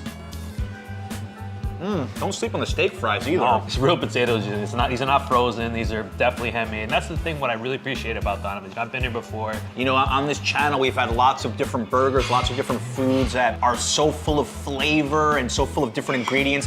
And hint, hint, that is coming later on. We are gonna show you more of that. But something like this, it's just a throwback to the classic burger. He said it's not really changed. No, I didn't even realize. I've been here several times. I didn't even realize there was other rooms on the other side. I think I've only made it to this part of the dining room. I'm gonna say, this is the coziest pub I've ever been to. Maybe not just in New York City, but in my entire life. I've been to some pubs in Ireland, and I was telling Jimmy, the owner, I completely get that vibe here. They nailed it 100%, even with the fireplaces in the winter. Only thing missing right now, if we didn't have more places to visit, a Guinness. Perfection. Any situation is a great spot. If you want to just have a beer and burger at the bar, you can do that too. If you're an art collector, go check out their Salvador Dali collection in the other room. I completely did not see the surrealist thing coming. And it's amazing because, you know, we talked about it as we walked in, how this neighborhood used to be super Irish.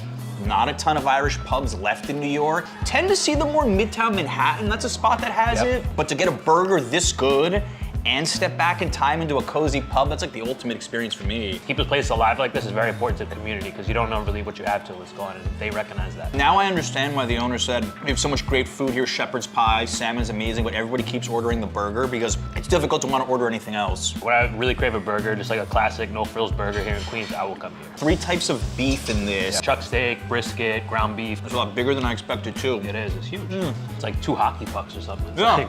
If this was a ratings channel, which we are not, I think I'd give this a 10 out of 10. You really get like a nice baseline of what a classic burger is supposed to taste like. And I'm gonna show you some interesting stuff later. Greg, from Irish to Dominican chimitos here, and I don't know, this looks straight out of Miami Beach. Yeah, I do love the neon signage. So Corona here does have a pretty big Dominican community. Now, chimneys usually find on the streets at trucks. This one's special. I'm excited to see it. Yeah, your first time. First chimney, time, right? first chimney. My name is Max Pina. I'm the owner of Chimito, operating since 2022. I only started with the chimneys. This is the only place, I believe, in Dominican Republic or in United States that is dedicated to elaborate the chimneys. It's our national Dominican sandwich. We have 10 different ones. It doesn't matter your nationality because the sandwich is so flavorful, you're gonna love it. The real name is chimichurri. Argentinian immigrants were living in Dominican Republic. They wanna make extra money. They're making choripan, Argentinian chorizo. They asked you want chimichurri sauce? The other guys say, I don't want to do the same thing. I want to do burgers. But they didn't have no money, to buy burger buns and the meat, which they went like this. They open as a patty. We're using the green tomato, the white onion, and the cabbage, and a lot of pink sauce. But at the end, he used to ask, you want me to put chimichurri? We never call the sandwich burger. We call it chimichurri. It became the national Dominican sandwich. So this is a mix, you said, of pork and beef? Yes, otherwise you won't get the texture. Yeah. But this is the original, this is it. This is the most similar to the pan de agua. It's a Portuguese crunch in the top, or through the toast, it gets crunchy, it has to be crunchy. As a Caribbean, we like everything a little burnt. Beautiful green tomatoes that you're only gonna find it on chimitos, shredded cabbage. The main ingredients, ketchup and mayo, otherwise it won't taste the same. The mustard? Yes, that sauce.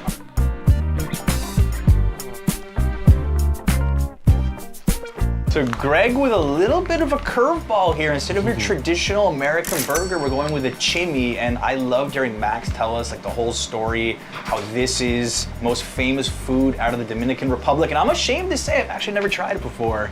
You're in for a treat, I'll tell you that. You could spend so many years living in New York and try something new every single day. And you just saw all the crazy amount of ingredients smothered in ketchup and mayo and cabbage and the green tomato stands out too. The green tomato. And I love the bread. That's really what stands out too. Obviously burgers, sandwiches, bread's also very important. You can tell here it's got a nice like crunch to it. I can already feel it. Down this. I've never had this before.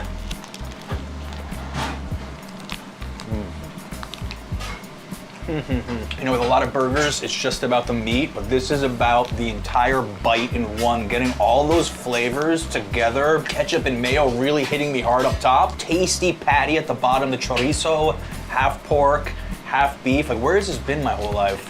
Yeah, I love the whole package. I love the crunchiness you get out of that cabbage. It kind of like lightens it up a little bit too, right? It's not as heavy as you might think. You know, you think mayo can be a little heavy. Not so much. And the bread, I love the bread. I love good bread on any sandwich. Basically 2 layers of crunch. The bread, and then you get the cabbage in there too. And then you get that green tomato, which is like an interesting curveball there. And what's incredible is if you don't want the traditional chimi, you can get vegetarian options. They have 10 different varieties here. He thinks the only spot in the US that just specializes in this one sandwich, which we are putting into the burger video. Max was telling us putting it through the toaster, getting it nice and crunchy. Man, the sauces just work well together. And he was saying in the DR that you let all the ingredients fall into the plastic bag and then you scoop it up after with a spoon. We might have to try that after. I don't know about the spoon, I'm gonna try it with There's gonna be some good stuff underneath. Gonna be making a mess, that's for sure. Oh yeah. Yeah, there's a little bit of that hot sauce and mustard there too. You taste it, it's very subtle. It detracts a little bit from the sweetness, which is nice.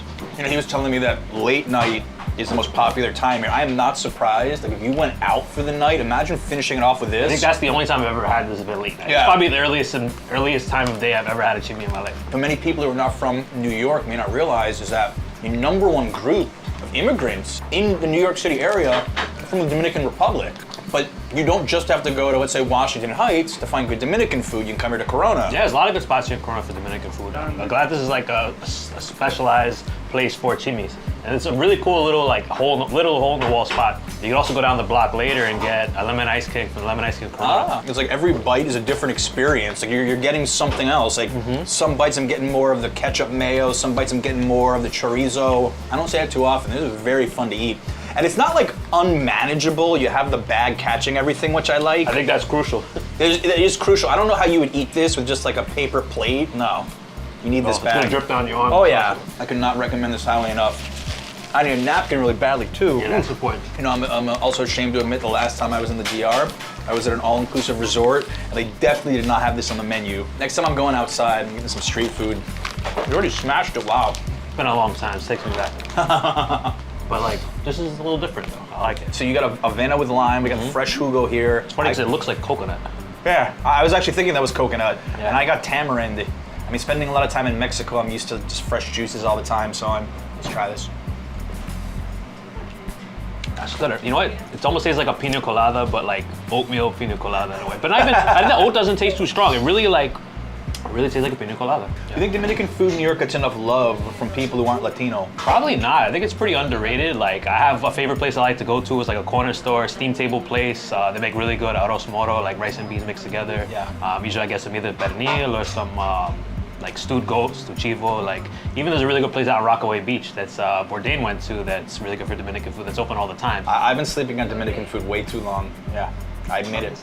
I admit it. If you're enjoying this off the eaten path adventure and you want Greg to guide you, consider taking his food tour. It is super popular. Link down below in the description. It will be the highlight of your trip to New York, trust me. Yeah, come join me. Love to have you here. All right, from the Dominican Republic, we're going for a Colombian burger at Prontito. And this could be one of the most unique burgers many of the viewers and myself have ever seen. One of the most unique, one of the heaviest, and one of the most extravagant burgers you will ever see. This place is very famous for it. I have a little appetite left. I think we'll see if we can handle this. All right, this spot's cool. I mean, you got the cool mural on the back. So this is a very popular Colombian fast food spot here in Queens. Very packed here in the summertime especially, because I have over here Shave Ice Station, Cholados, but we're here for something else. Something a little extreme. A little bit is understatement. Hola. Arepa burger?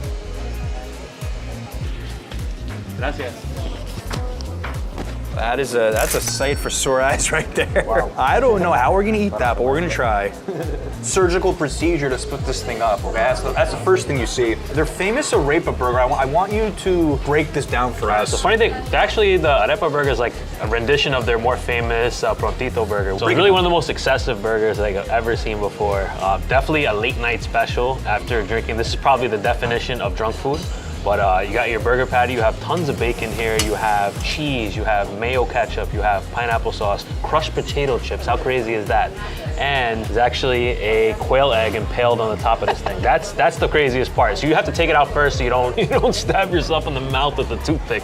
That would be a beginner's mistake to try to bite the quail egg from the top there. I'm trying to grab the bottom here with the arepa. Yeah, and then put another toothpick in here to keep it together because there is no non-sloppy way, there's no graceful way to eat this burger. You just gotta try to hang on for dear life.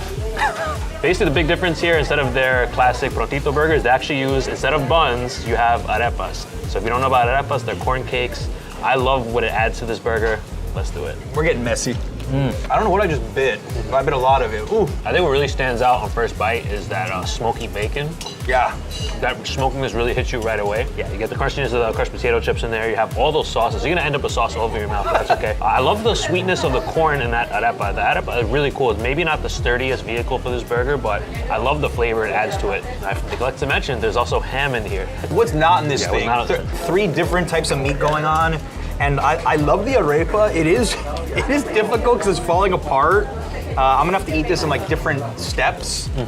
But the beef is tremendous. And all of those sauces together, it's just like a flavor explosion you're not soon gonna forget. There's also some grilled onions on here too, which adds a nice like subtle sweetness and nice crunch to it too. Just falling apart. As you said, I'm holding on for dear life here. And the amazing thing about the city is that you have every type of burger imaginable. From like fast food spots, to classic pub burgers, to Dominican burgers, even eating a chimi. What can't you find in New York? That's what I gotta ask. I'll say that these types of burgers have become more and more popular in the neighborhoods. You know, this is Elmhurst, also Jackson Heights is just a few steps away. So there's a huge Colombian community here and has been for many years. And I've really just seen the rise of these extravagant burgers, especially at night. You know, if you walk down Roosevelt Avenue or Northern Boulevard at night, there's a lot of bars and clubs. You have even burger trucks that set up outside. So this is not something that you eat only when you're drunk and it tastes good. It tastes good sober, I'll tell you that. A lot of tastes going on. Mine fell into like 3 different pieces. I don't know how Greg kept that together. I think that's from a lot of experience. Barely. Explosion of meat, that's it. It's also interesting, they do put a little bit of pineapple sauce in here, so it gives it another little bit of sweetness in there from that. I just noticed the pineapple right now. It's funny you mentioned that. So a burger with this many ingredients, you kind of have to keep eating it to discover some of the other ingredients and like taste them. Even though it is difficult to keep all this food together with an arepa, I think if you're feeling adventurous, this is the way to go. So it also gives it, I think, even more of like a Colombian twist, because arepa is very popular in Colombian cuisine, so you add this in instead of a burger bun. Yeah. It's a nice way to diversify. I mean, you could order it just as a regular burger if you want. You could, yeah. Yeah. You could. We just did it with the arepa, just kind of differentiate and give it a different flavor, but... This reminds me of Brennan and Carr, the roast beef sandwich that's like dipped in everything, and they call it the fork and knife job. That's what we're doing here. Double fried fries, Greg was saying, very crispy, much different than the fries we had at Donovan's, which were your typical steak fries. Apple flavored soda, Postamon. Yeah, Postamon's a very classic Colombian soda. One of the most popular. You know, you have a few different types of Colombian sodas you can get here. I haven't had this in many years. My first time having it in a long time. They could have made this video a lot more traditional, but I'm glad that you didn't do that. No, that's the last thing for Queens. I can't just keep it only traditional, only simple. As much as I appreciate simplicity and like well-made burgers, I'm glad we did include one of those in this video. Like, I do like to show just some of the international flair that Queens has to offer, because we're the most diverse borough in New York, and one of the most diverse areas in the whole world. Bring a big appetite, bring a little adventure, and have some fun. Inside of this classic French restaurant lies a secret that only a select few can partake in on any given day. They open at 5 o'clock, and we are here right at the opening. We're gonna start with a drink. The kitchen actually doesn't open until 5:15. Tequila Negroni. They only serve 12 of these burgers per day, and you have to sit at the bar, where there's only 9 seats. All right, so what we have here is a brisket burger wrapped in peppercorn, pan-seared on the grill, served medium rare, topped with St. Andre cheese, as well as watercress, pickles, red onion, blended in a house dressing. I've never had this before. Special thanks to Norma Helly, my friend and fellow YouTuber in Las Vegas, for putting this in a video and tipping me off for this. We have a challah bun with Amy's bread on top. Here we go. It's so good.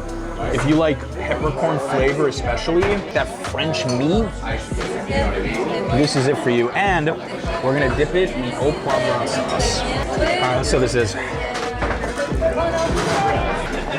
They cook these burgers on the same grills that they cook their filet mignons or expensive steaks. And the au poivron sauce, it's like I'm eating juicy steak with that on top.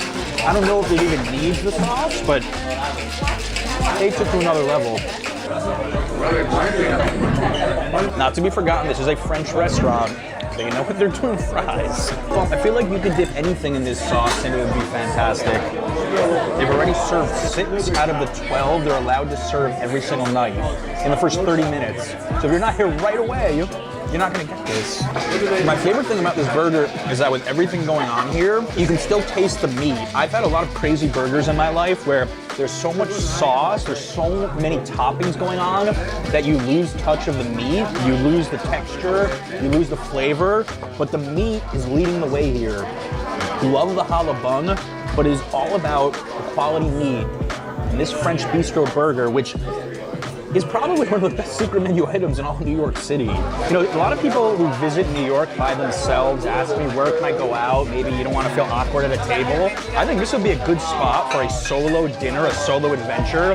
Get here early, bartenders are friendly, patrons next to me, all super friendly as well, waiters friendly. And one of the best secret menu items in the city, and maybe one of the best burgers. So the damage was $30 per burger. I would actually pay that again for all that food, for the quality of the meat. Although if I came back here, I think I would bring the wife, like have a nice romantic evening. But you do have a great option for one of the top burgers in the city. Yeah, this one's definitely worth it.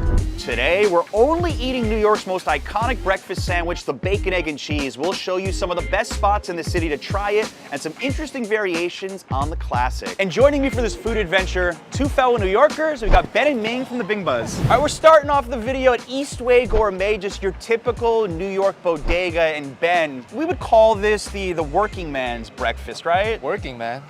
Yeah, I think so. I've done a lot of night shifts, and every time I see the sunrise, I just couldn't wait for that bacon, egg, and cheese with an overly sweet coffee. Beautiful. Let's do it. Some argue it's a bodega if it's 2 aisles and a deli if it's 3. Oh, morning. Morning. Could we do 2 bacon, egg, and cheeses on a roll? Ketchup. Ketchup, yeah. Breakfast for champions. What a start to the day. We've got the classic bacon, egg, and cheese. So we've got bacon, American cheese, I think 2 scrambled eggs inside of a Kaiser roll. It doesn't get much more traditional than this in the city. I gotta say, they give a generous amount of bacon and the eggs. And we all added ketchup. I know that's controversial. Tell us in the comments, would you put ketchup on a bacon, egg, and cheese? I say yes, as long as it's on a roll. I play it safe, that's why I get the ketchup on the side. This deli's been around for a long time, so let's see how this does. You know, everything is so perfectly balanced in this. I'm telling you, like everything. The amount of bacon, cheese, egg, just right. Maybe because you brought the camera person in? That's why they hooked you up with so much bacon and eggs? Yeah. Because it never had this much bacon, egg, and cheese in one sandwich. They didn't know we were coming, but yeah, I think they might have gotten a little bit more generous. This is honestly like 2 sandwich worth of bacon and eggs. So we can't confirm if they usually give this much bacon, but tell them you saw them on the video. Maybe they'll be nice too. Yeah, but I'm not complaining though. And the roll is like so nice and soft. And the fact they have so much protein just enhances the sandwich so much more. You never see a bacon, egg, and cheese where the egg and the bacon is thicker than the bread itself. This is really good. Amazing with ketchup.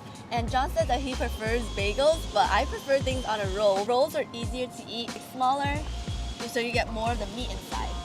This is actually maybe one of the best bacon, egg, and cheese I've randomly got from a bodega like in a really long time. I'm telling you, they hooked it up. Now you're saying this thing is stacked, but it's not on the Ocky Way level where he's got the honey bun and like 50 other things which we've shown in another video before. I would eat the Ocky Way bacon, egg, and cheese though. Ocky Way is still #1 for me, but that's indulgent. That's a little crazy. You want to come to New York, get an everyday breakfast? This is it. It makes you feel badass after eating it, trust me. I mean, I got to admit, this is also the perfect food, as you said, for somebody in the morning who's working. You just take this and walk and eat it. I remember those night shifts where I wake up at 4 a.m. As soon as the sunlight peeks in, I'm like, a nice bacon, egg, and cheese, a small coffee, and some sunlight for some extra serotonin. It'll wake me up. This is easier to walk and eat with than, let's say, a slice of pizza. I did a little research, and the bacon, egg, and cheese originated in the 1800s, and then towards the Industrial Revolution became more popular in the United States. Then 1950s fast food culture became huge in the US. So if you want to do something super American for breakfast, like this is it. And it's super New York. Ben, would you say skip the hotel breakfast and order this from a bodega? 100%. Why would you get the continental breakfast? You're in New York. It's true. Breakfast is one thing in this city that you actually can find pretty cheap.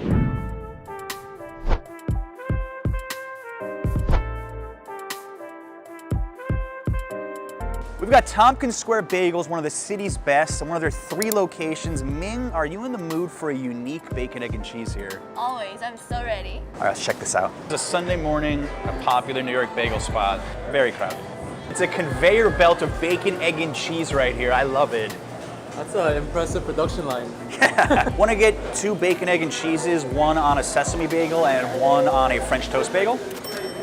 You want your bagels toasted? No, that's it. Can I have your name for you? John. Thank you. All right, Ming, I don't know if you can handle this. Oh, wow, it's like 50 pounds. Insider tip, head over to Union Square after Tompkins Square Bagels. Nice spot to enjoy. 2 bacon, egg, and cheeses on a sesame bagel and a French toast bagel. Sesame's my classic choice. You ever had a French toast bagel before? First time trying French toast bagel. I usually get the everything bagel with lox, so this is different. Very different, but every bagel shop in the city, you can get a bacon, egg, and cheese. This is my preferred method of eating this. Let's try it out. Cheers. Cheers. Even though this has less bacon than the last spot, I think they gave my bacon to Ming. This is fantastic. I love their bagels so much. Definitely one of my top 5 in the city. Nice and fluffy, don't think you need it toasted. And then the generous portion of egg and cheese on top of the salty bacon. I mean, this is a great breakfast sandwich as far as I'm concerned. Mine is sweet and salty and soft and warm. It's really good. Do you like that mix of the sweet and the salty at the same time? How does that work for you? I'm a sweet girl, but also I love salty. So this is great. I get everything. And something interesting about Tompkins Square Bagels is they're really well known throughout the city for their wild flavors. We've had birthday cake bagels before there. They've got rainbow bagels. If you can think of it with the cream cheeses, they have a lot of funky stuff. So if you find something like this boring, you've got to check out Tompkins Square. But for a bacon, egg, and cheese, this is tough to go wrong. This is more filling, I'll say. Oh, for sure. This is gonna fill you up for the whole morning if you do it with a bagel. You wanna try bagel in New York, and you wanna have like a full breakfast, bacon, egg, and cheese on a bagel, 2 birds with 1 stone. That's true. New York, New York. New York times New York. The bacon, egg, and cheese on a roll, that was breakfast, but this one is brunch. You're right, you got French toast. You got all your main brunch ingredients in one. It's really hearty. It's always reassuring when you get the bagel from the right places too. It's so true. What do you think of the French toast flavor, by the way? You ever had something like that before? Honestly, I prefer the regular bacon, egg, and cheese on the roll. Yeah, the bagel is fuller, it's heavier flavor. It does overpower a little bit the bacon, egg, and cheese, I will say, but for someone like me who's a bagel lover, this is the way I prefer to do it. But, you know, to each their own. You do have to work for it. Yeah, you gotta work for it a little bit. It's a lot of biting.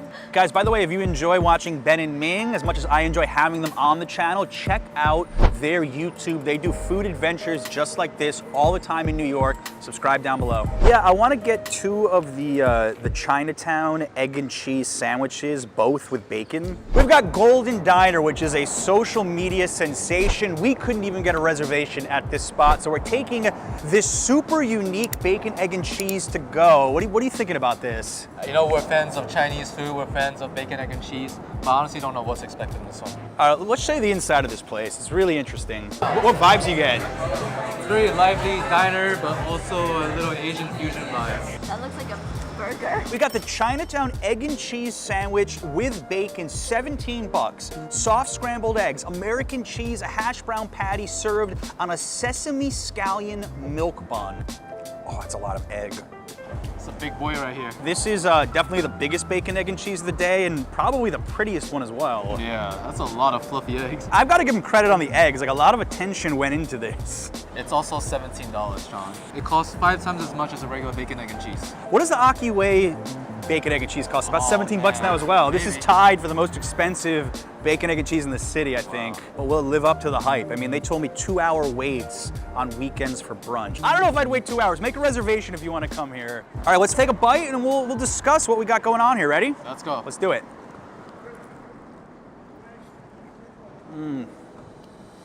This is just bringing like different textures and flavors to the mix that you don't think about with a bodega. Bacon, egg, and cheese, like how soft the milk bun is, the hash brown on top, which, you know, this is different. There was no hash brown on anything else. Even the eggs being super fluffy. This is incredible. I know it's a bad comparison, but I do like putting hash brown in my McDonald's McGriddle. So this kind of makes me think of it a little bit. This doesn't sound crazy. Do you think this is too decadent for bacon, egg, and cheese? Yes and no. I wouldn't mind it at all, actually. If I'm waiting 2 hours inside at this diner, I think I would order this. And the scallion taste is actually pretty pungent, pretty strong, in a good way. Yeah, no, it's all super balanced. Yeah. And apparently they pick up these milk buns fresh every single day from a Chinatown bakery. Yeah. Usually sweetness wouldn't be a part of your bacon, egg, and cheese sandwich, but the bun itself has a hint of sweetness to it, which is really good. Actually, probably less sweet than the French toast bagel too. Actually, that's true. Usually a roll is just carbs you add to your bacon, egg, and cheese, but this one is something you should really enjoy. What do you think about the idea behind this? Like a fusion Chinese, Asian diner. Like, diners are dying out in the city. I think this is probably a right way to do it. This is a way to get young people interested in diners again. Exactly. Hip new restaurants and pop-up shops. Foresight, fire escape, scallion pancake, wrap burrito. It's like all very unique, innovative ideas around food. So I think this is the way to go. It's more popular for brunch to order avocado toast. I think this is a unique way to bring bacon, egg, and cheese back into the picture at a diner. Yeah, I wouldn't be too proud of myself eating an avocado toast in the public, but this one you can be eating proudly. Nobody wants to watch that video. We're not making that video. That's too healthy for this channel. I just feel like they've elevated most of the basic ingredients. Drop $1 worth of egg. I just dropped $1 worth of egg right there. We're talking about trends. I think this is a trend in New York, just elevating basic food items and turning them into something like this. We eat this every day if I win the lottery. Oh, Wow. dropped another $2. Oh my God. Look. This is delicious. I love the hash browns. It's delicious. Eggs are so fluffy. This is really good. Would you pay 17 bucks for it though? Is it that good? I would pay for it, but I'd never wait 2 hours for it. I would pay for this if I had a reservation and we were eating indoors. I just think this is too nice to walk and eat on the street because every little egg you drop is a buck right there. So yes, I would definitely pay for this inside. This is by far the tastiest bacon, egg, and cheese of the day, but it's also no contest because of the ingredients. Yeah, the hash brown really elevates it so much. Love it. Crunchy, and then the eggs are soft, and you don't need ketchup for this. No, you definitely do not need ketchup. What do you think about that with New York, that you could find like every type of bacon, egg, and cheese imaginable? We went from bodega to bagel spot to expensive diner action. Oh, we're blessed. New York's the best. I love New York. You know what could make this one better? Be right back. What? This, John. Yo, that's what I Oh, this was the missing link here. Not a coffee in Arizona. Amazing. I'm gonna enjoy this with the rest of the sandwich. Yeah, it might just be the ultimate New York City brunch. $17 bacon, egg, and cheese, 99-cent Arizona. The Bagel, one of New York's food icons, and today our mission is to visit the most popular bagel shops in the city to find out just why they're so good. From the classics to wild flavors, we're gonna take a bagel tour you won't soon forget. Let's go. We're starting this journey in Whitestone, Queens, where my co-host, native New Yorker Greg, you've been coming here for years. Why Utopia Bagels? There's something special about these bagels. I think they're the best in the city. Just the technique. You're gonna see what it's all about. There's nothing like Utopia Bagels. Well, it's definitely a lot more space than Manhattan Bagel Shop. Look at that production area. It's crazy. A lot of people working. My name is Jesse Spellman. I'm the co-owner at Utopia Bagels. Welcome to the shop. We go through about 70 to 100,000 bagels a week. So that comes out to about 10 to 14,000 bagels a day, all hand rolled. Utopia Bagels opened in 1981. This side of the store we took over in 2014. You know, we're always looking to do new ideas forever and new crazier options. We do a giant pizza bagel, as a lot of you may see now. So we don't teach any timers or anything like that. It's all about feel and eye. So once they get on the seed boards, then we seed the top of them. So the boards go in the oven and they get one rotation around this oven, and then we flip them off of the boards onto the slate. That's how they get the crispy bottoms. This specific oven, it's a Middleby Marshall from 1947. Definitely the only one left in the city, that as far as I know of. Fresh bagels at Utopia is our motto. You come in on any day, 4:30, 4:45, we close at 5. You're still gonna be able to get a hot bagel out the oven. What makes our bagels special is, again, the great workers we have here that is servicing the customers and also taking that extra step in terms of caring for the bagel. The Bag of Bagels adventure is about to begin. We saw everything being made. You can imagine how hungry we are. I'm starving right now. Excited to see what you think of it. You're a Fairlawn bagel guy. I'm a Jersey bagel boy, so I grew up with amazing bagels in my hometown of Fairlawn, New Jersey. We're going simple to start. I got an everything with scallion cream cheese. Got egg everything, so basically the same, but with the egg bagel, everything seasoning. Not easy to find these. My favorite bagel here to get. And the first thing that strikes me, they're not that big. A lot of New York bagels are way puffier. Yeah, it's a lot lighter. It's not so much of a gut bomb usually, which is nice. All right, let's give us a go.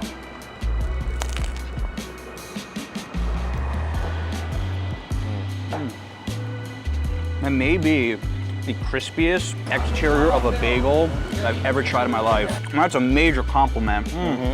Got a really nice chew to it, very light. Like it's really not gonna be such a gut bomb like some other bagel shops can be. You know, crispy on the outside and then like soft and pillowy on the interior. I can't say I've ever had a bagel quite like this one, and this has got to be one of the best bagels I've ever had in my entire life. And they really put a lot of care into it. There's so much prep that goes in the back, just the way they ferment it, proofing. It's just a lot that goes into it. It's really an art to make bagels like this. I also don't think I've ever finished a bagel this fast. Like, I'm almost done. Bagels usually take a little bit longer for me, but this is so good. I just can't help myself. You know what I think makes them stand out is an oven from 1947. Pizza shops in New York are all about the ovens, but we don't think about bagel places enough when it comes to ovens, We really right? don't, yeah, because like some pizzerias, like they'll keep the ovens forever because really they've been seasoned for a long time. And it would make sense too. I mean, bagels, pizza, they're both baked goods. Prepping with the dough is extremely important in both cases, so it makes a lot of sense. It all comes down to technique. Attention to detail. I mean, as Jesse was going through it with us, you could see like every little step taken care of there. What I was really impressed by, there's no timers there. It's all by feel. Like that's experience and professional right there. And if you like what you saw here, they are available on Goldbelly. One thing that they're very proud of is how they're a mix of an old school spot opened in 1981 and new school with a lot of these, let's say, more Instagrammable bagels. This is like the ultimate breakfast sandwich right here. You got hash browns, sausage, egg, cheese, avocado, a little bit of chipotle mayo on there too, and a Asiago bagel. Never really gotten anything here that's so involved like this. Usually I stick with the classics, so I'm excited to try it.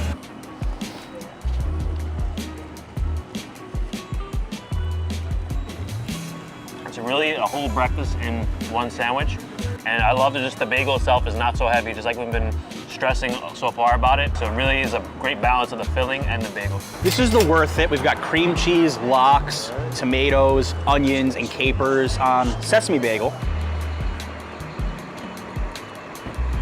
You know, for a spot so well known for their bagels, their lox are actually really, really good. Like not overly salty. Obviously, you have an amazing bagel to go with it. The worth it is absolutely worth it. They have these incredible bagels, and then you can order all sorts of varieties for lunch or even for dinner. There's actually an excellent Szechuan restaurant directly across the street here called Legend and Taste. We've had a full family-style meal there, and still come here afterwards for dessert, because if you're in this neighborhood, you gotta go to Utopia. As long as you're here before 5 o'clock, you gotta do it. So that was dessert. And Jesse was telling us that some old timers come with suitcases, bring their bagels to Florida to last months. One day, a gentleman comes in, he goes, "Hey, what's going on? I'm from Dubai, just came here, want to try the bagels." And I'm like, "Did you come here just to try the bagel?" He goes, "Yeah, I'm gonna get the bagels and fly back right now." And the guy, he had nice clothes on, nice watch, decked out, and walk outside, sure enough, there's 9 family members, all from Dubai, like excited, trying the bagels. Crazy the type of people, you get to come from all over. That was the best bagel I had my entire life. I said that on camera too. Oh, he knows, is, man. He knows. Absolute Bagels, as old school as they come, just an icon here in Upper Manhattan. Oh yeah, this is the Upper West Side staple right here. One of the best bagel shops in the city, I'll say, along with Utopia. An important note, bring your cash only. I love it, it's like the old school, like, Chinese takeout style menu. I love it. Usually the line here is around the block. You come around a Saturday or Sunday, be prepared to wait for an hour with a bunch of Columbia students.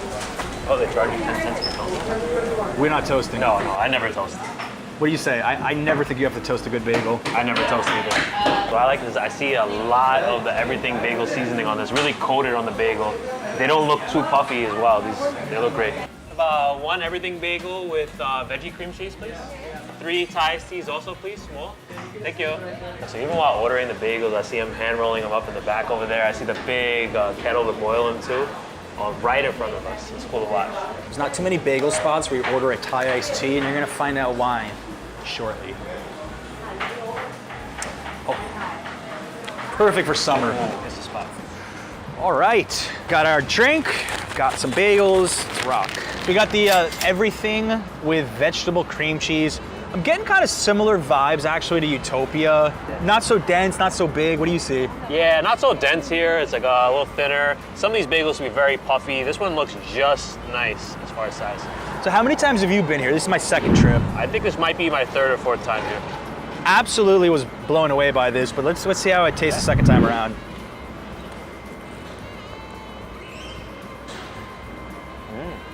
Very chewy, very crispy on the outside. This is solid. This is as good as I remember. Yeah. You? Very good. It's like a nice chew, not so dense and heavy. Nice coating with everything spice on the outside. I do like that. Something else I like about Absolute is a location here.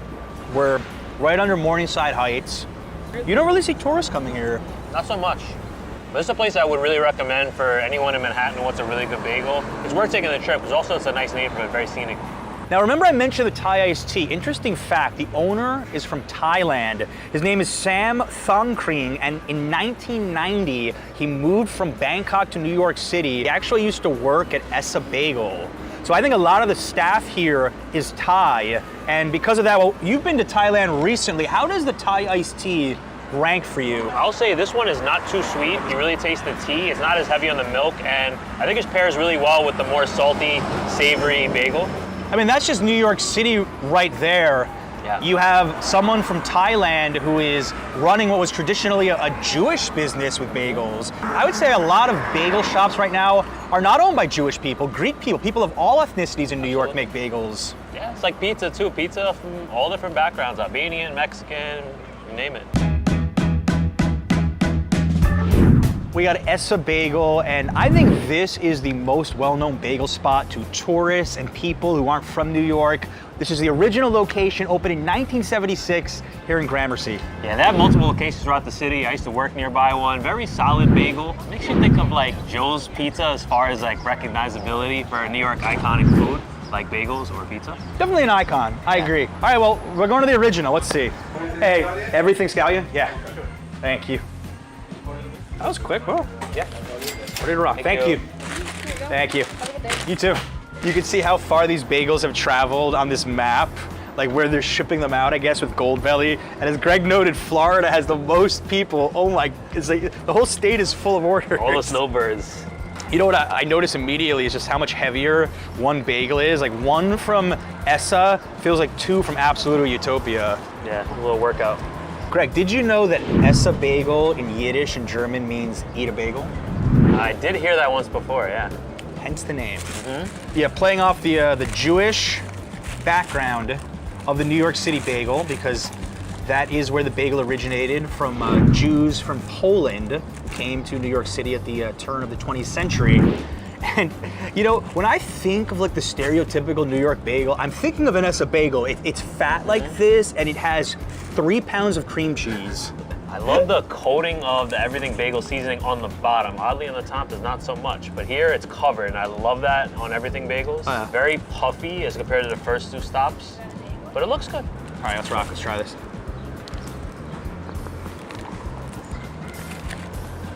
Definitely a lot softer and doughier than the other 2 bagels we had. No, everything bagel seasoning is a little more on the salty side here, though there is a lot of it. I do like that. I do like the chewiness and a bit doughy, but I'm really more into the lighter bagel, I would say. Yeah, I think this is like more what you're typically gonna find in New York, this style of bagels, again, especially with this much cream cheese, if you don't say anything. But I think it's perfectly fine. This was the first bagel you ever had in the city. And for a lot of people it is. I've been to the Midtown location and the line was insane. This is the original. We came in the afternoon on a Monday, so not that many people, but you know, they get a lot of return business for a reason. They definitely were in like Midtown area down here. They're a very solid option, I would say. I don't know if I'm getting the same reaction to the Utopia or the Absolute Bagel, which just completely stood out for me as far as just like your classic bagel. But I do think this stands by itself. I do think this is solid. It's definitely famous for a reason. I think it's quite good. I think it really depends. If you like bigger, fluffier, like a little doughier bagel, it's just probably your kind of spot. But it's quite good. I think half of this could fill me up, like really. It's massive. The thing is, Absolute and Utopia really aren't in touristy areas, so you're probably more likely to come to Essa Bagel. Yeah, those are more, I would say, destination spots. This is more like a very convenient, very solid bagel you can get in New York. If you're visiting New York and you want one of the best local street food tours in the city, check out Greg's tour. We're gonna put the information down below. I send so many of my viewers to him and they always have an amazing time. Oh yeah, I'd love to see you on the tour. Please come join us.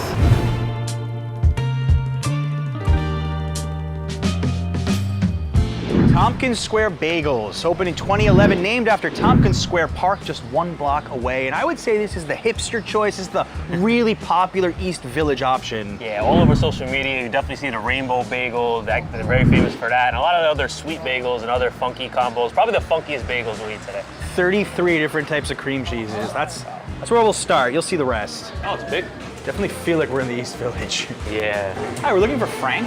Yes, we all are. My name is Frank Russo. I am the district manager for Tompkins Square Bagels. We have about 33 to 40 different spreads.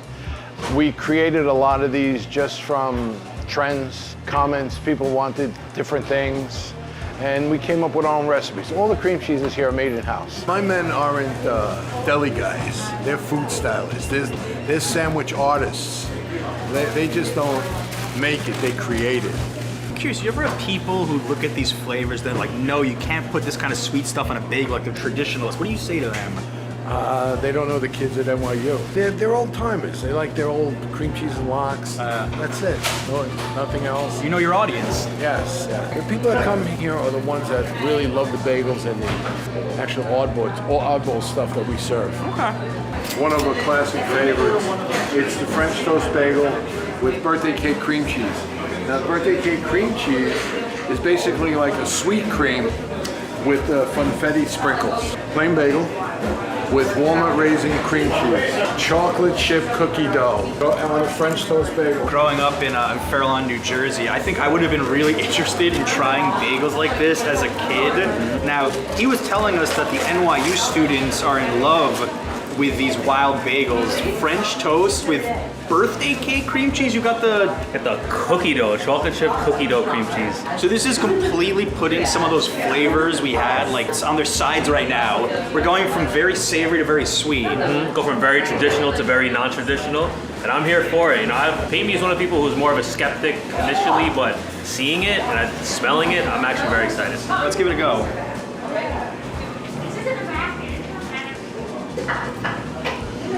Desserty. That would be the first words that come to mind.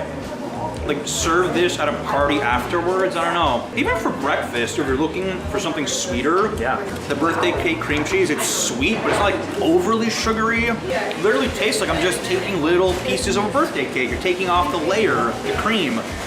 And this French toast bagel, I know he said it was brioche. I really taste that. I taste a bit of the cinnamon in here. So it's pretty cool. It's a pretty cool riff on like a French toast breakfast, but in bagel form. The bagel itself is quite billowy, soft. I really like it. I think it pairs really nice with the sweet cream cheese. I'll say it's probably the first sweet bagel cream cheese combo I've ever tasted that I enjoyed. What's wild to me is comparing this to Absolute Bagels, like almost old school as they come, and then they have these flavors here and these cream cheeses. Do you think that people's tastes are beginning to change? I mean, I think it's in general. I think people are getting more creative with, you know, like sandwiches. You have these places that do crazy, customizable, like Ocky way. Yeah, you think of that, exactly. like, I think now it's just kind of like very creative, even with pizza. Like a lot of foods are getting much more creative. I think because people are more adventurous, more willing to step out of their comfort zones when it comes to traditional foods. And I think Tompkins Square was the first one to do the French toast bagel, and this was before Instagram. This is before TikTok. This is before these things really blew up. Who would you tell to come here? Someone who loves dessert. I mean, we haven't really tried the savory. We ate a lot of savory today, but if you want to try something really unique and you really like sweets, I would say come here. If you want to go to like a pastry store, you want to try a bagel, but you want to get a little sweetness to it, come here. Plus, if you're visiting New York City, high chance you're in the East Village at some point. And maybe one person in your group likes really sweet stuff. You can still get all the classics here. They even have a Jersey bagel, Taylor ham and cheese. They have everything here. I really like the bagel itself. This French toast bagel is really unique. I haven't heard of this before here. Really like the flavors. A little subtle cinnamon in there. Is eggy flavor. Very nice. I had certain expectations for all the spots, especially Utopia and Absolute, but I would say this was the biggest surprise. I did not expect to like this sweet dessert type of bagel as much as I did. Same here. I'll actually say that Tompkins, this is the first time I've ever been here, and I'm just really shocked in like a pleasant surprise kind of way. Like, I usually don't go for sweet bagels. I'm very much a traditionalist. Like, the funkiest I'll go maybe some Chipotle cream cheese on a bagel because I like that flavor, but I will rock with these sweet ones. I actually tasted a little bit of the espresso cream cheese, which is amazing. If you're a coffee lover, really like that one. Joey Rose's may look like your average dive bar from the outside, but they've got a sandwich special you need to know about. Awesome. Yeah, I want to get one of the Rosies, one of the Dads, your $3 lager, and a Coke. All right, so we're gonna cheat a little bit. $3 beers. That doesn't count towards the cheap eats. Cheap drinks. So this place is called Joey Rose's after famous comedian Joe DeRosa, who owns this bar. And you could see his touch is on a lot of the things around here, very retro vibes. This is cool. You wait for your sandwich to get made, play a little Mortal Kombat. When I was a kid, I used to play Mortal Kombat 2 at Pizza Hut all the time. I was really good. I forgot a few things. 30 years. I lost. First off, we bake this bread every morning. We import the flour from Italy. It's a secret recipe, I could tell you, but then I'd have to kill you. We're gonna do the Rosie. Mayo, little American cheese, some nice imported mortadella, Italian bologna with pistachios in it. And what makes our sandwiches great is the eatability, as I like to call it. So everything is paper thin. It doesn't fall out the bottom like most sandwich spots do. And then you rush to eat it because you don't want to have it fall out the back. And next thing you know, you didn't enjoy your sandwich, you just rushed it. Now you're full. Slices of tomato, some hot cherry peppers, a little Joey seasoning, which is just oregano, pepper, and sea salt, Sicilian sea salts. There you go. Some really good extra virgin olive oil. From balloon here. Look at that. Cured meats, we got mortadella, Genoa salami. Everything's paper thin. And again, that plays a huge part in how it eats and what separates us from everybody else. It's the same thing as if you have a recipe and you have a beautifully diced onion or you have a big ass piece of onion. The beautifully diced onion is gonna change the way that whole dish eats. This is some beautiful ham from Italy, some beautifully sliced onions, tomatoes, some shredded Asiago, and these beautiful hot peppers that we make from scratch. Touch of Joey's seasoning. You can see the layers in this one. This is beautiful. That's a sandwich. I can wholeheartedly tell you I've never eaten in a New York City establishment what looks like those old microwave TV dinner trays.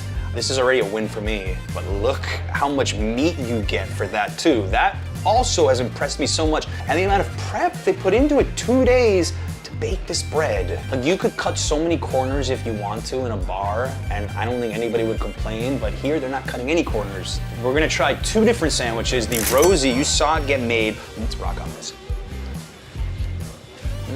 This is the kind of sandwich I'd order at a nice Italian deli, not at a bar. Wow, bread. So soft, airy, and the mortadella and the cheese, everything else is blending together. Thinly sliced meat, really key. I know they kept talking about it. I read really good reviews, but sometimes you have to come somewhere yourself to actually try it. From like the hot cherry peppers, the mayo, the oregano, it's just a smooth bite. And now we're moving on to the dad, because you know dad wants more than one meat in his sandwich. We got the mortadella, Genoa salami, ham, provolone, Dahlia onions, Asiago tomato, hot cherry peppers, olive oil, salt, pepper, oregano. So really a prototypical New York Italian deli sandwich. Also included in that $10 club. Ooh, you need like a big bite here.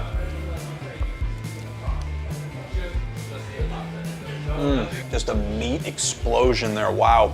I think I went through all of them in one bite. It was difficult to do, but because the bread is so soft, easily accomplished. This really reminds me of eating an amazing Italian sub in New York, right here. I think you could come to this bar for that experience and not even have to go to a deli if you don't want to. So I don't know whose dad they named it after, but someone's dad's got good taste. I'm really getting a lot of the provolone cheese at the bottom of this meat stack is hitting me in like the best possible way. Fresh ingredients, made with love here. Can enjoy it at the bar. Can bring in, play some Mortal Kombat. Can go watch Key and Peele, sketch comedy show on TV. And I'm sure the vibe is very different at night as well. In New York, it's hot dogs with beer, but it really should be sandwiches. I think more bars need to do stuff like this. You think you're gonna keep these for $10 forever? Not the economy keeps going to shit. Today we're looking for Manhattan's best burger experiences. From quick bites to old school diners, there's something for everybody. Here we go. We're at No One, which is New York's first Korean American gastropub, and they have a legendary burger that's calling our name. What's up, guys? Welcome to No One, #1 burger in New York City. It's a mural of my grandfather, not me. Everyone thought it was me. I'm not a narcissist. Come on in, come on in. Fresh patties.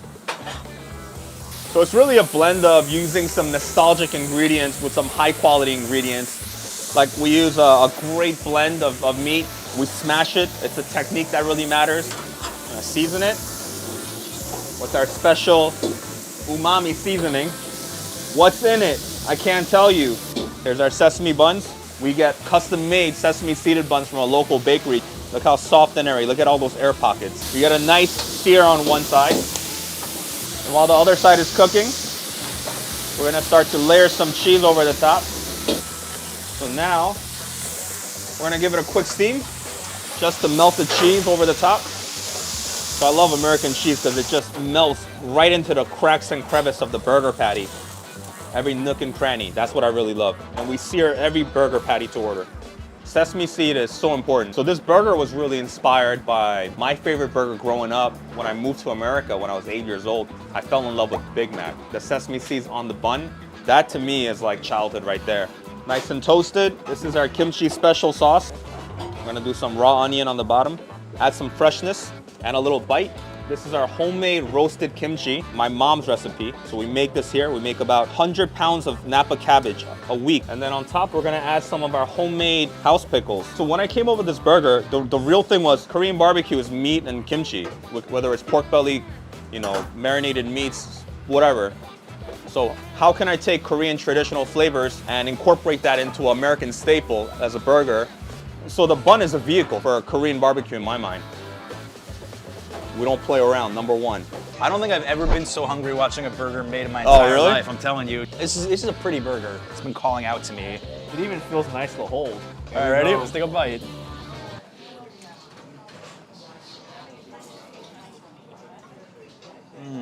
Something that Jay said in there is really standing out to me. These two buns here are just holding together that Korean barbecue experience. And as soon as I tasted the kimchi and the kimchi sauce with the moist patties and the cheese, oh, flavor explosion off the charts. This has to be the best burger I ever had. Like, right away you bite into it, that pillowy soft bun, you got that pack full of like kimchi. I don't know what to say about this. This thing is perfection, really. It's hard to pinpoint any weaknesses when the two sesame seed buns, he's searing it and buttering it at the same time, every single part of this burger has been so well thought out. And even with so much going on, this is memorable. And I think the word legendary does make a lot of sense here. A cheeseburger meets Korean barbecue. It's really unlike anything I've had before. And that's what they're going for. I mean, that's the theme here, the Korean-American experience. With some beers, this is a Maku Korean beer. A lot of kimchis I've had in the past have been much spicier than this one, but I think this is the perfect temperature because if it was too spicy, it might take away from the burger too much. You ever get something that you like so much, but you don't want to eat it too fast because you want to savor every bite? This is a burger like that for me. It looks so pretty, I didn't even want to touch it at first. I'm trying to think if I've ever had a better burger in my life, and I'm struggling. I've had some good ones in New York, like at Raoul's, we filmed there. That was really memorable, but I don't know, maybe because I saw this birthed right in front of me, this burger will always have a special place in my heart as I eat it. He said 10 out of 10. I'm not a ratings channel, but this would be pretty close to a 10 out of 10 for me, as far as burgers are concerned. What about you? For me, it's a 10 out of 10. They perfected it with this. Another thing about this thing is the price. 21 bucks. I'll easily pay $21 for this. Normally, I would find it very difficult to justify a $21 burger, but in this case, I would justify the cost. You know, this isn't a fast food spot. I think this is a burger you come to celebrate something. This is a nice date night. This is a nice friends night catching up. You want to spend some time here to enjoy it. You've heard of Shake Shack, you've heard of Five Guys, but have you heard of 7th Street Burger, which has built a cult following in the city since it opened just 2 years ago, and now there are more than a dozen locations, and this is one of the hottest burger spots in all of New York, and we're gonna see if it actually lives up to that hype. Action Kids, 7th Street Burger, you've heard all the hype. What are your first impressions? I mean, this is basically a hole in the wall right here. And they make decision making really simple because their menu barely has any choices. Cheeseburger, double, impossible, fries, Coke, that's it. Keep it simple, 3 cheeseburgers. They bring you the burgers outside. We are sitting under heat lamps. It's about 40 degrees right now. This is nice. I'm gonna let you get yours first. This thing is greasy and sloppy. Look at this, the patty is bigger than the bun, like 1.5 times the size of the bun here. All their burgers are served with grilled onions, American cheese, pickles, and their house sauce, and a griddle toasted Martin potato bun. Also notice the crisp edges of the patty here. One of New York's hottest burgers right now, 7th Street. Let's try it. Not quite a White Castle slider, not quite a Shack burger, but perfectly in between. And the first thing that hit me was the onions. Caramelized onions on top. What hit me at first is the sauce. This is kind of like a Big Mac sauce. And this thing is amazing. The sauce is really what makes it. I love how thin the beef is and just satisfying overall. I love the simplicity of this. You know exactly what you're getting. No lettuce, no tomato, just plenty of grease, plenty of burger here. No frills. No frills. Yeah, I'm telling you, the sauce brings it all together. That and the onions, it would be perfect to me if the onions were just a little bit more caramelized, a little bit more, but other than that, it's a good fast food burger, I have to say. Yeah, this thing, 6.5 bucks. I mean, great price, great value too. You know, I've eaten at all the city chains, and a lot of people say that Shake Shack is overrated. I am a Shake Shack fan. I do not think 7th Street Burger is overrated. I think I'm jumping on the hype train. They got one of these in Brooklyn I'm gonna be hitting up near me now. It ain't pretty, but it works. Yep. And these just keep expanding and expanding. In 2 years, there's over 12, which is now matched Five Guys. Shake Shack's got about 3 dozen, so this could be coming to a city near you. And why not come to the original, the OG 7th Street Burger on 7th Street? What do you think? Shake Shack versus 7th Street, what would you pick? 7th Street. The price is definitely better. Yeah. I think Shake Shack's at least 8 bucks. I think for me, it would depend on what kind of mood I'm in. If I want a couple of burgers, I'd pick 7th Street. I'm really on the fence. I think I need to try more of these before I give my final opinion on it. This is Lexington Candy Shop. It's been open since 1925, and it is the city's oldest running family luncheonette. All right, Action Kid, what are your impressions walking through these doors? Wow, this is like a really, really retro diner. I mean, I've seen this place before when I've walked by, but I've never stepped inside. First time for me too. This is definitely my favorite kind of diner in New York. I mean, this place is absolutely legendary. It's I heard their milkshakes are really good as well. Does this remind you of your past with the New Jersey diners? This is like a New Jersey diner, but even more vintage. This is more like corner luncheonette. This is dying out in New York. These are very tough to find. The store started in 1925, and they made candy and chocolates out in the basement. We're on our 4th generation, so it's still in the same family, still in the same location. And we're featuring the butter burger. What can you say about it? Well, it's a decadent product. Like what they do in the steakhouses after the steak's cooked. They add butter to it to give it that nice glistening taste. Everything just tastes better with butter. I'll do one of the butter burgers, fries, and I want to do one of your famous Coca-Cola floats. Butter burger and small egg cream. Thank you so much.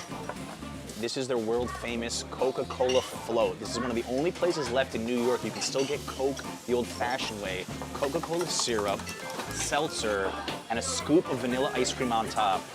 I have never tried this before, and I'm excited. Wow. This feels like something I would run in here for at 3 o'clock on a school day in 1965, and I'd be sitting at the counter enjoying this. This tastes like a childhood I never had. So egg cream, for those who don't know, it's syrup and seltzer water and really good. That's old school New York City drink right there. That's another tough one to find. The only place in Manhattan I know that's very famous for it is Ray's Candy Shop, where we have filmed before. That's another destination worth visiting. But when they said butter burger, they meant it. Like we got butter on the patty, you got butter on the bun. I don't know if butter would be a good replacement for cheese. I'll be curious. And you can do butter and cheese. I just thought it was too much. I wanted to see just the butter. You can. There's a butter cheeseburger too. The butter is glistening.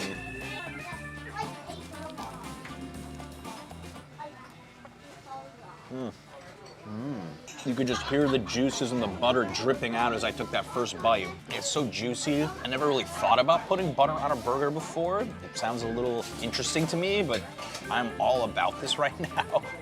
Combined with the Coca-Cola float, this is really like going back in time. It's like being a kid. The patty is solid, the bun is soft, and crunchy lettuce, but that butter, it works. It's like definitely a replacement for cheese, or you can even add cheese on this if you want. It won't hurt. Do not sleep on the fries here. And normally I want to douse my fries with ketchup. I don't even think it's necessary here.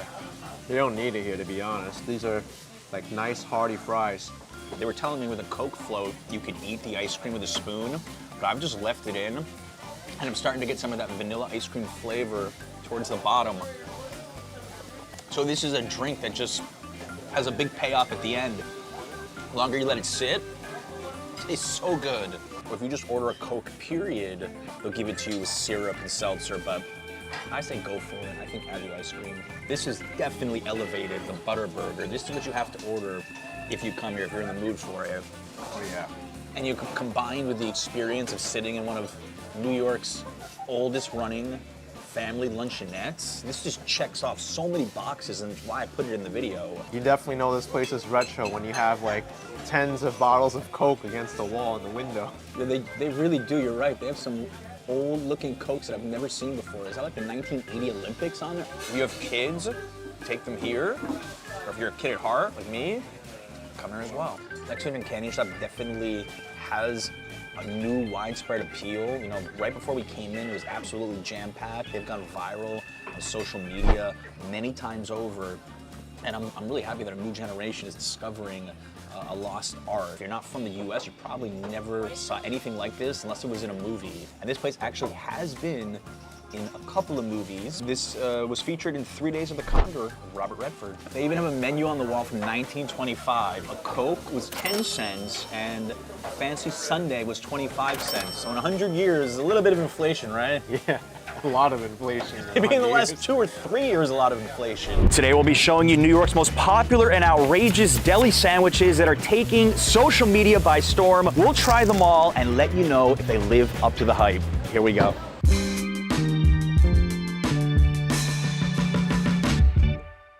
I got Greg, native New Yorker, back on the channel. We're starting at Dad's Deli here in Hollis, Queens, and the line already is down the block. Greg, you ready for this oxtail mac patty? Oh yeah, never eaten anything quite like this in the combinations. I mean, I love oxtail, love mac and cheese, grew up eating patties, but combined together, sounds crazy. Let's see what the hype's all about. Let's do an oxtail mac patty, goat curry mac patty, jerk chicken mac patty. All right, I got you, bro. My uncle and auntie make these fresh patties for us, deliver them every day. This is gonna be like the oxtail right here. We shred it so there's no bones. Every bite is like you're taking a bite of a whole dinner. Personally, the goat is way better than this one, but this is the one that went viral because everybody loves oxtail. And these are our 3 best patties right here to me. Our goat, our jerk, and our oxtail. So Josh is about to let all the people who've been waiting outside for like an hour in because they ran out before. It's like this every day here, they're that popular. Check this out. Honestly thought like, oh, okay, we're gonna have people from all over New York coming to get the patty, but a girl from the UK has came. I got people coming from Jamaica, Barbados, like such an amazing feeling that I have people all over the world coming to try something I created. All right, so Greg and I are gonna try the most viral sandwich they have, the oxtail, and this is just making waves over social media. I would say Dad's Deli is probably the most popular deli in New York right now for social media purposes. What do you think? I think so too. I've been seeing it everywhere. We've got a beef patty with cheese, and we've got mac and cheese on top, oxtail, extra gravy, surrounded by cocoa bread. This is an insane hybrid here. And the patty is homemade too, which I think really is gonna add an interesting touch to it. Let's do this.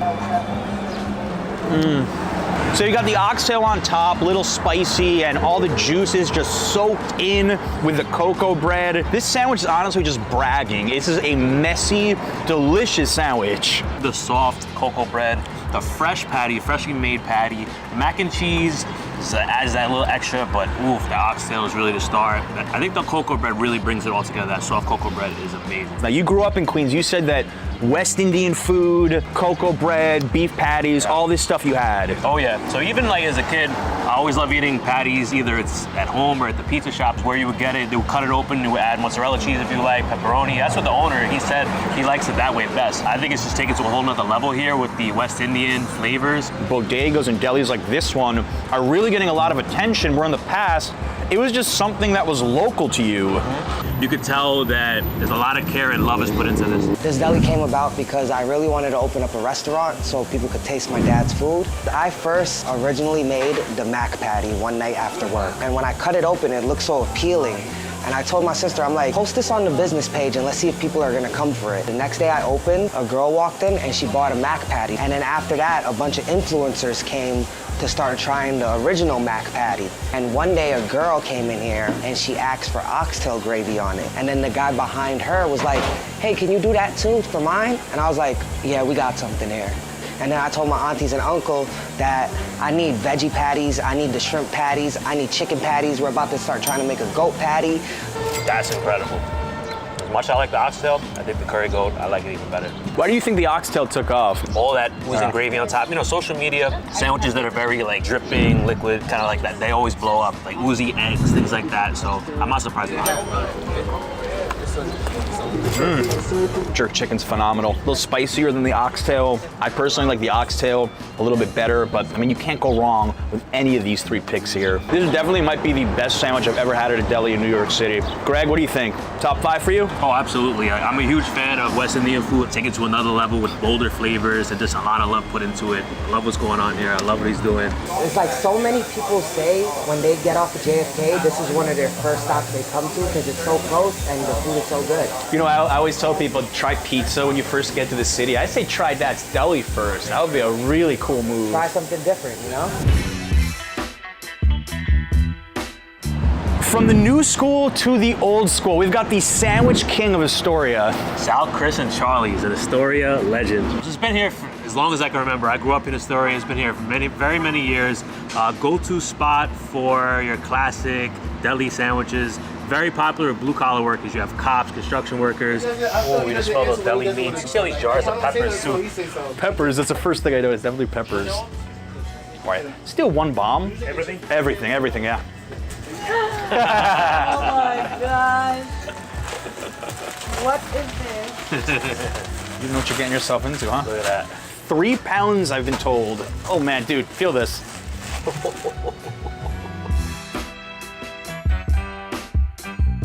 Each sandwich is 3/4 of a pound. Basically, each piece is a sandwich. For $17, I think it's a great value. We've got thinly sliced ham, turkey, roast beef, pastrami, mortadella, pepperoni, provolone cheese, American cheese, lettuce, tomato, onions, hot and sweet roasted peppers, mayo, mustard, olive oil, and vinegar.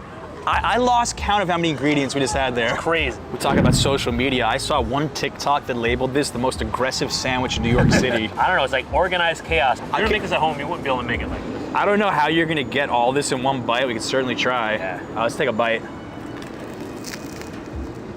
I can't even tell you what I just had, but it was basically like putting an entire deli into one bite, like mixing every cold cut you've ever heard of. Like the amount of meat and cheese is very heavy, but I like this. You do get that creaminess of the mayo in there. You get the crunchy peppers. It just works well. They created this before social media was really a thing. This isn't something that they just came up with because they want new people to come. They're like an established spot in Astoria. Oh yeah. So they open at 5. You can either be a responsible adult going to work, or you can be a degenerate after going out partying all night and get one of these and it'll hit the spot. And you said you did it last summer, right? This is like surprisingly satisfying right now. Actually, Really this is is. the second time I've had this, and this is way better than I remember it. Best way to eat this, in my opinion, take it home, have a plate, get a fork and knife ready for the end of it. This is tough to hold together. What do you think? I think I'm just lucky I had this end piece here, so it's kind of staying together a little bit better. What makes a sandwich really special too is the bread. It's just perfectly crispy, but not too hard. It really holds it together. With this much inside, it absorbs all the sauce, all the meat and cheese really well. Which is the reason why they are the sandwich king of Astoria. They're pros. All right, so Greg is my go-to food insider in New York City, and if you want some of his knowledge, take his Queens street food tour. Link down below in the description. He will show you some of the best spots in Jackson Heights, Queens. It's like eating all over the world. Give it a look. Love to have you. Come join me, please. Love to host you around Jackson Heights.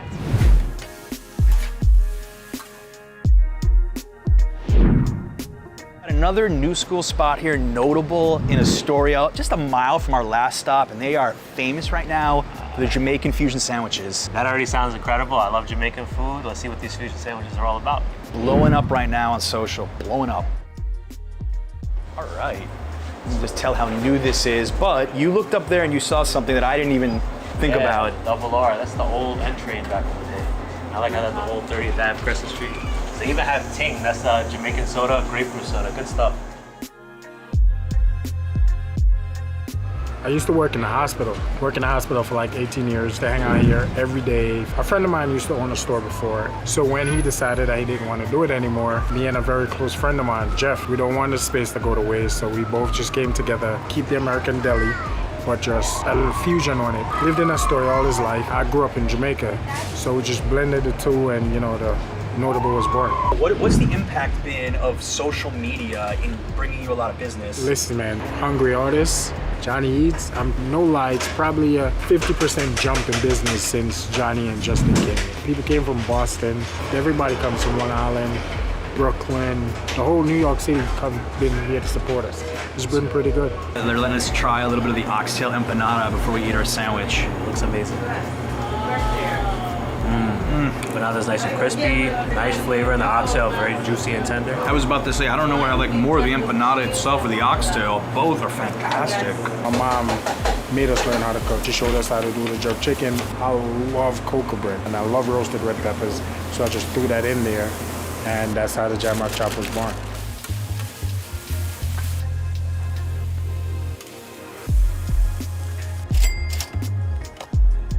For the Jamaica me crazy, I think the KFC in Jamaica have the best chicken and the best coleslaw. Thousand Island dressing has that sweet taste, and the coleslaw has that sweet taste. So we just put coleslaw and the jerk chicken together, so you have the sweet and a little bit of spicy with the jerk chicken. Look how much meat is in here. It's on that cocoa bread. The cocoa bread is very soft, but it's been pressed down on a panini press. It's got those marks on top. Oof. Jerk chicken, legitimately one of my most favorite things to eat in the world. Let's give it a shot. Chicken is very smoky, and it's got that jerk sauce on top. I love that cocoa bread though. It's just so soft and spongy. You mix that all together. Get those little crunchy peppers in there. Got a nice bit of heat in here. I love it. So instead of chopped up steak, we've got oxtail with a jack cheese, peppers, a secret menu item. They only have oxtail Philly cheesesteak and oxtail quesadillas available on Thursdays. This is just calling my name right now. It's just so much softer than your typical Philly cheesesteak with a cocoa bread. And the oxtail, a little spicy, got the peppers. Oh, a very interesting play on the Philly cheesesteak, and one that I really like a lot. Also important to note, we are standing outside of Notable. No table. No tables here, we're standing and eating. Good eats, no seats. Greg mentioned before how they have a lot of Jamaican drinks in there. We're trying this sorrel drink. This reminds me of a Jamaica I've had in Mexico. There's the hibiscus flower, a bit of ginger, really nice. It goes perfectly with sandwiches. Instead of word of mouth now, I think it's just like sharing an Instagram reel or a YouTube video. If you like my videos, do share them with people and say, check this spot out. And Notable, I mean, they are notable, all right, for having incredible sandwiches. And you were telling me that not so easy to find Jamaican food in Astoria, right? Nearly impossible until this spot opened up. The versus Astoria, Jackson Heights area is, we did not really have West Indian food, but now there's a Jamaican spot right here in Astoria. Definitely be back. Today we're eating one of America's favorite street foods, the hot dog. We'll be visiting 3 of the best rated hot dog stands in New York City. Hope you brought your appetites. Billy's Hot Dogs. This place is really intriguing. 100 5-star reviews on Google. Best hot dog I've ever had, cooked just right. All the reviews are totally true. Good hot dogs, but especially such a friendly owner. This spot has no social media, no phone number, just a schedule off of Google. I don't even know if this is gonna be here. Come on. All right. So simple. It's so New York. We heard you were the best hot dog cart in New York. You seem very popular around here. I'm seeing the line.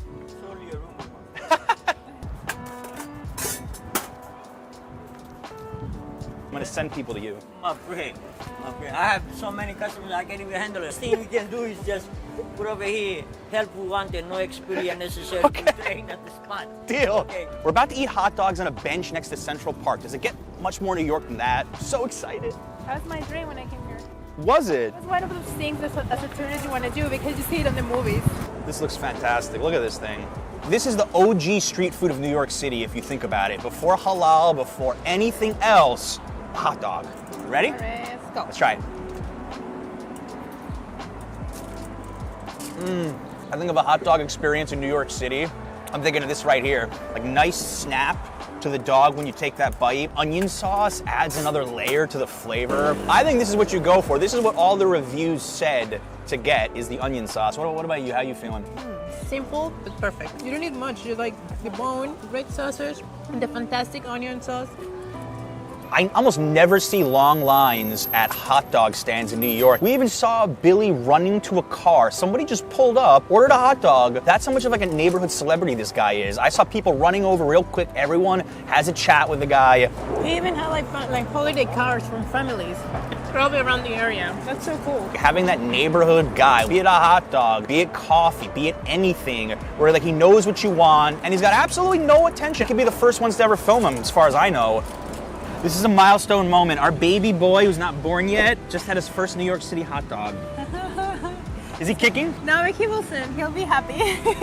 Only locals know about it, I think. I think if a tourist walks by, they're gonna think it's just one more vendor. Thank you. That was honestly one of the best hot dogs I've had in my entire life. It was so good. Thank you. Keep up the good work. I did not know this was a thing in New York. I had no clue that you could charge your Tesla here. Learn something new every day. Santa Salsa. We're gonna get some Venezuelan street hot dogs, or we'll call them hipster hot dogs. This is the hipster capital of Brooklyn, Bushwick. Also the street art capital, vintage stores, a lot of good food, a lot of good bars. Yummy Venezuelan hot dogs, hip atmosphere, friendly staff. I love Santa Salsa almost as much as myself. Okay, let's see. So Santa Salsa started as a push cart in Rockaway Beach. Here is to enjoy the artwork on the walls with the food, the music. You can find almost in every corner hot dog carts where they have this super crazy version of hot dogs and burgers and sandwiches. Bacon, onions, cabbage and carrots, crushed potato chips, ketchup,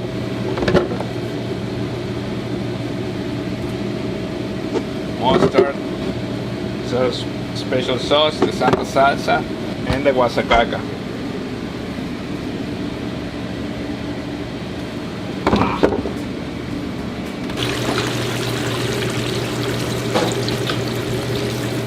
This looks like a hot dog that's about to go to some kind of award show, that we're presenting it for the judges. This is the Pero con Todo, $5. This won Best Hot Dog in New York City by the Village Voice. And it has like every ingredient you could possibly imagine on this, like an American hot dog on steroids. This is a kosher beef frank. Onions, cabbage, chips, cheese, ketchup, mustard, Santa salsa. I don't even know where to begin with this. Salivating, like this looks fantastic. I'm gonna take a big bite.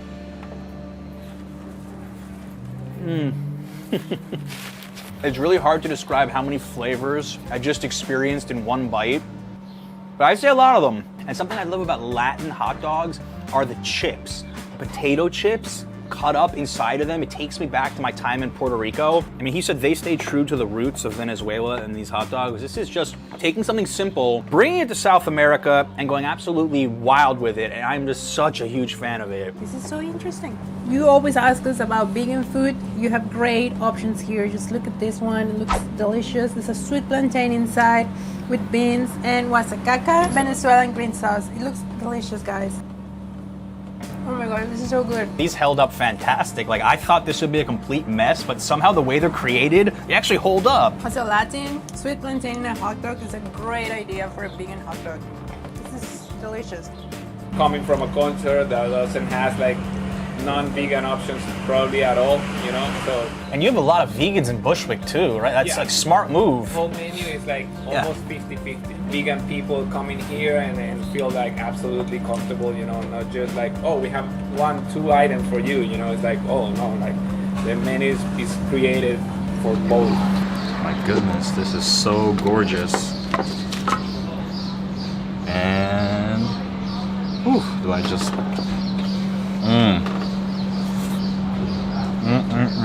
It's so savory, it almost tastes like a high quality taco. It's almost illegal, this should be a hot dog. It's like, this is more than just a hot dog. This is good. This is really good. Want something unique? I don't know if it gets much more unique for a hot dog in New York City than this. I love meat, guys. I love my meat. I love my beef. I love my turkey. I love my pork. I love this one so much. When she's pregnant, she knows all about cravings, so trust her opinion. So Ben, you just bought a $15 used suitcase from the thrift store next door. Samsonite.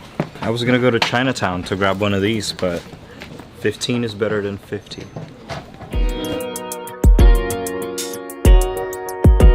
Dog Day Afternoon, named after an Al Pacino bank heist movie, which was actually shot right on this block.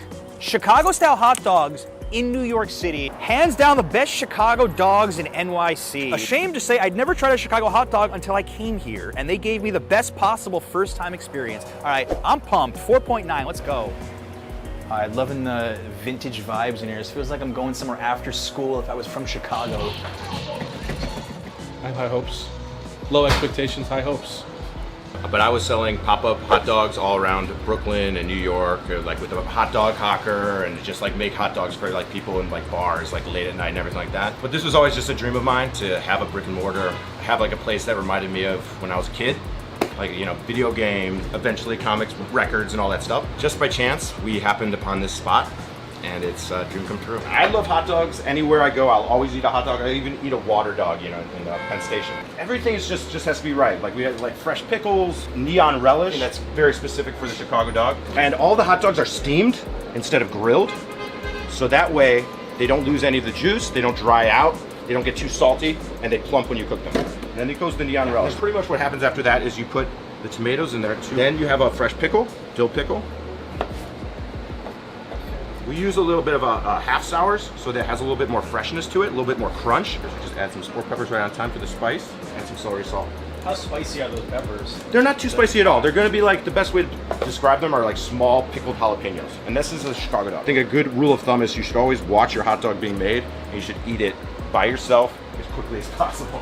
Good old Vienna beef from Chicago. I actually liked how he said that they make the poppy seed buns here. Like they don't even want to ship them in from Chicago.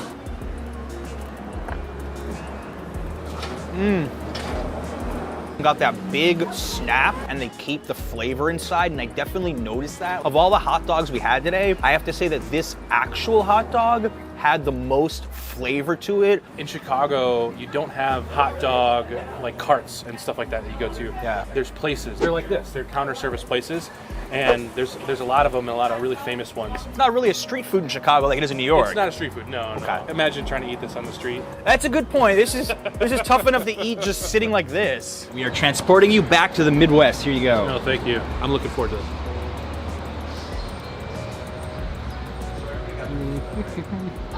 Eating something like this, it's like a special occasion thing. It doesn't have to be, but there's just so much stuff going on, and the celery salt for me is what does it.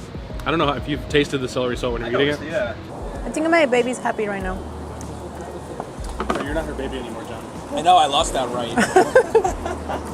We had a hot dog cart on the side of Central Park. Then we had a Venezuelan hot dog spot in a bar that stays open till 4 a.m.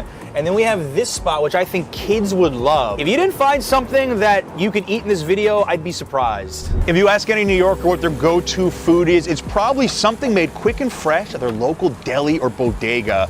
Today, we'll be sharing 3 of New York's best: bacon, egg, and cheese, sandwiches, chopped cheese, and more. You don't want to miss it. I got Greg, native New Yorker, with me, and tell everybody how important the bodega, the corner store, is to New York culture. Corner store is a staple in the New York City community. Wherever you live, you have a go-to corner store. You can go there any time of day, usually late night too. Behind me, Red Hook Food Court. This is the most famous deli on the internet right now.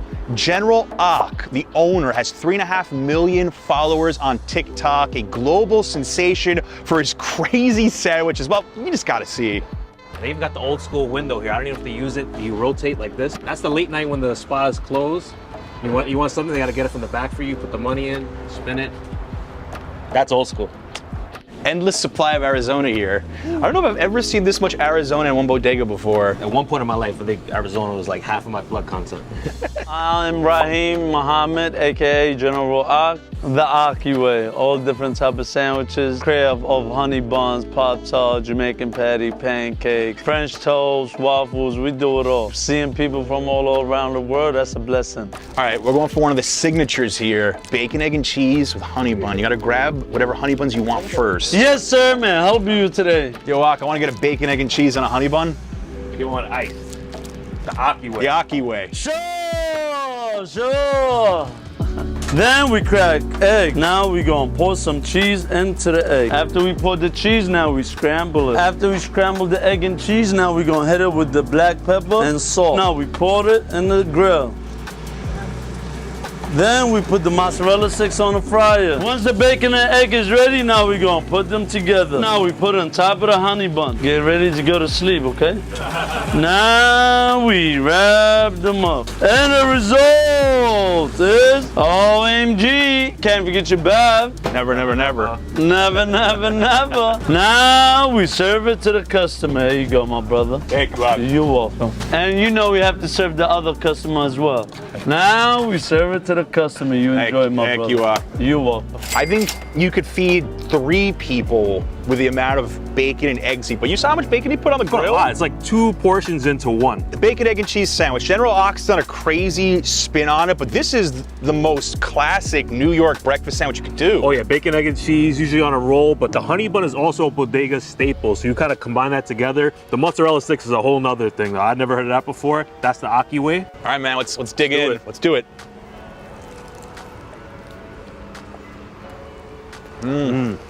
You know what does it for me? It's the honey bun. It's so soft. When you take that first bite, you just get through every single layer, get all those sweet and savory flavors at once. I love that sweet and savory combination. This one with the icing on it too adds even more sweetness, man. This is the New York bodega, like elevating the game to levels we've never seen before. This is crazy. Yeah, like I never even could have dreamed of having something like this growing up. Like bodegas usually was just back in the day, like bacon, egg, and cheese, just simple stuff. Now, some next level. This might be the best breakfast sandwich I've ever had in my entire life. I don't know. Like, it's just memorable. Typically a bacon, egg, and cheese, just a bacon, egg, and cheese. It's good, and you're done. I'm gonna remember this one for a while. I'm almost done with this. Look at this guy, he's speechless. I'm loving it. Now we have a special surprise for Ben, the cameraman. And the result is OMG. Ocky best special the Ocky way. Immediately I see that I have Fruit Loop pancake as a bun. Here we go, I'm so excited. The chopped steak, bacon, tomato, lettuce, cheese, and pancake. You know what it tastes like? It tastes like breakfast and lunch on a roll. There's really no glamorous way of eating this, and that's okay because it's so good that it doesn't matter if it looks like you're making out with it. It just shows how much you love it. We got Sonny and Annie's Korean-owned deli, a staple in Alphabet City known for some outrageous sandwiches. All right. I thought General Ock had a lot of choices. Look at this menu. Yeah. Yeah, one Jackie Chan, and can we do one of the pho ones on a roll? Red Hook Food Court was a total bodega. This is a deli. Yeah, I mean, look, you got some very fancy looking cheeses and cold cuts and Greek yogurt and kombucha. Not a bodega. But still good. We don't care. We're here for the food. This is fancy. $10.99. I see sriracha, avocado, roast beef. What else could we have going on? There's basil, cilantro. There's a bee in front of me. A bee?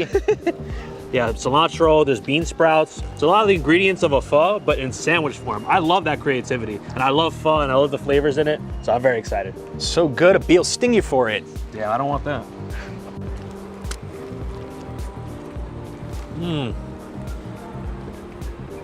Wow. That is phenomenal. I get that hit of basil right away. I love the creativity in this. I love how in a bowl of pho you have the beef, they have the roast beef in here. It's incredible. Doesn't feel so heavy. You don't find avocado in pho, but I like it in here to add some creaminess to the roll. I will get this many times. I think this is a real gem.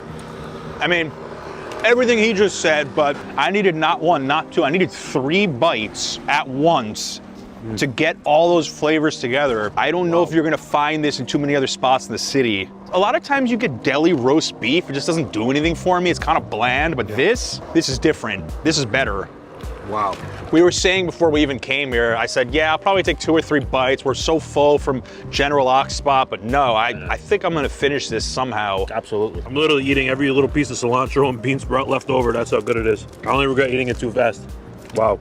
Yeah, dude, you better slow down. You're gonna get a stomachache. He scarfed it down in like 3 minutes. It has beef bulgogi in it, and I thought that's probably the most Korean thing they have. Let's give it a try. Oh yeah. I think they call this a Jackie Chan because it's got a kick to it. This is also the fastest sandwich they made, so I guess you can say that they were in a rush hour. What do you think of that joke? I give it a 7 out of 10. One of the things I love best about working with Greg is he's a born and raised New Yorker, knows the city food scene and respects it as much as anyone. His food tour of Queens, I recommend it to all my viewers. They've had a fantastic time. Check out the link down below in the description. Take a tour with this man. You will not regret it. We got Harlem Taster, formerly known as Blue Sky Deli, formerly known as Haji's, which just happened to invent the chopped cheese sandwich back in the 90s. And Greg, how big is a chopped cheese sandwich to local New Yorkers? See, I didn't really grow up in Queens. I heard it's more of an uptown thing, but I say in the last 5-10 years when I really started hearing about it, now it's everywhere. Now it's probably New York's most popular sandwich, I would say, along with the bacon, egg, and cheese.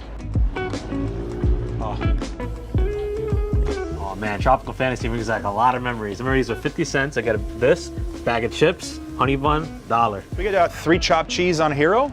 Chopped cheese on Hero? Yeah. With everything, right? Lettuce, tomatoes, mayonnaise, ketchup? Just everything, yeah. Famous original. We want the famous original. All right, boss. Yeah, all the people come here to check the chopped cheese every day.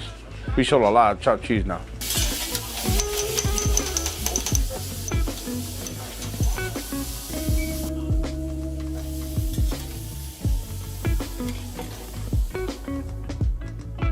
Thank you, man. Much appreciated.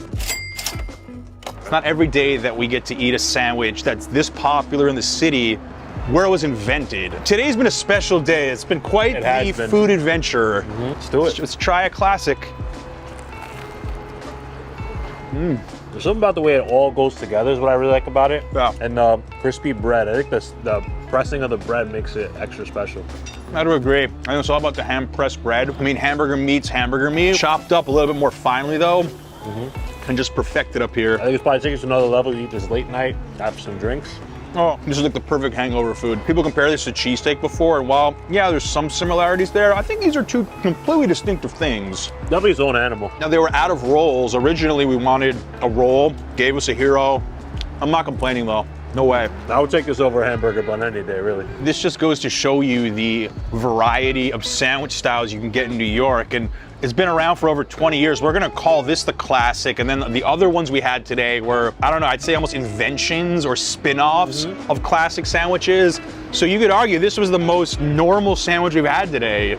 Yeah, I would think so, yeah. And it's like, the city is always evolving, always new food coming in and just twists on it. That's the beauty of New York City, phenomenal food here. Food culture here is almost unmatched anywhere in the world. Did you know the best bagels on earth are not in New York City, but 20 minutes away across the Hudson River in Fair Lawn, New Jersey? Of course, I might be a little bit biased since I grew up here.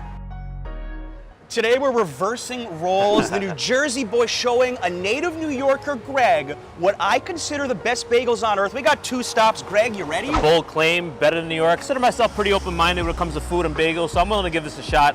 Back to Fair Lawn, and they were repping the Garden State with the license plates. I love this. They have both of them, too.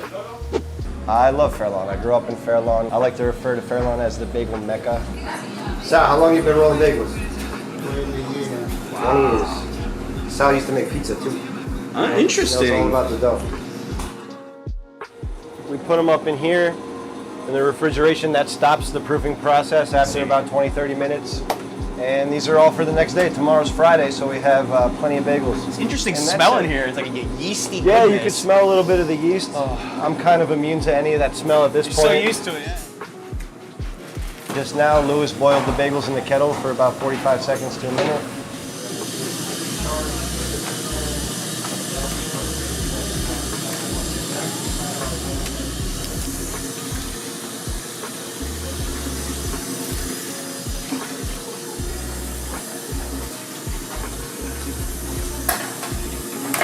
You pull them out, you put them on the boards. The boards have a burlap sack kind of material on top of them so that the bagels don't stick.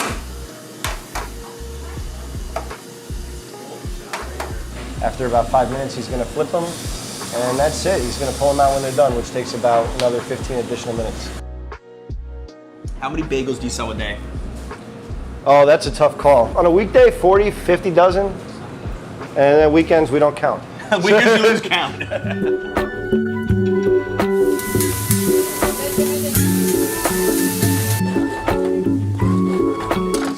that's about it. I've been doing this since I was 14, so that's it. Do it with your eyes closed. Yeah.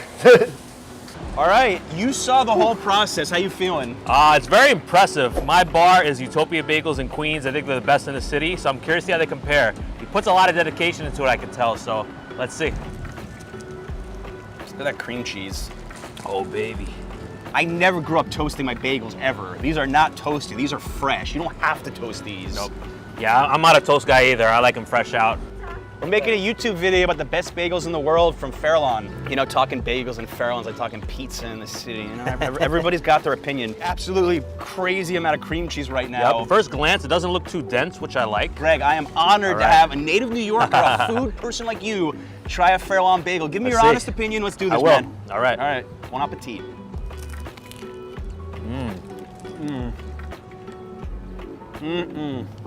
That's a special bite for me. That's a special bite for me. Just, there's something about these bagels. These are excellent bagels. I'll agree with you on that. I like the crisp on the outside. Little chewiness. It's not very doughy. I really like that. It's not a heavy bagel. I feel this one's not going to sit heavy in my stomach later. What are you thinking, though? Does Fair Lawn give New York a run for the money? You need a few more bites to decide? A few more bites, but first impression, I think it does. Wow. I wasn't expecting him to say that. I didn't make him say that. No, I'm open-minded, though. Like I said, I'm not like, oh, New York only. Like, I'm open-minded. I will tell you, I haven't had a bagel here probably about 5 years. Nothing has changed. It's more of a no-frills place. There's no gimmicky bagels, no gimmicky, colorful bagels, cream cheese. They do the simple and they do it well, and I appreciate that. Ben, your first ever New Jersey bagel, right? It's my first ever New Jersey bagel. Taylor ham and cheese and egg. Plain bagel. Fresh plain bagel. Here we go.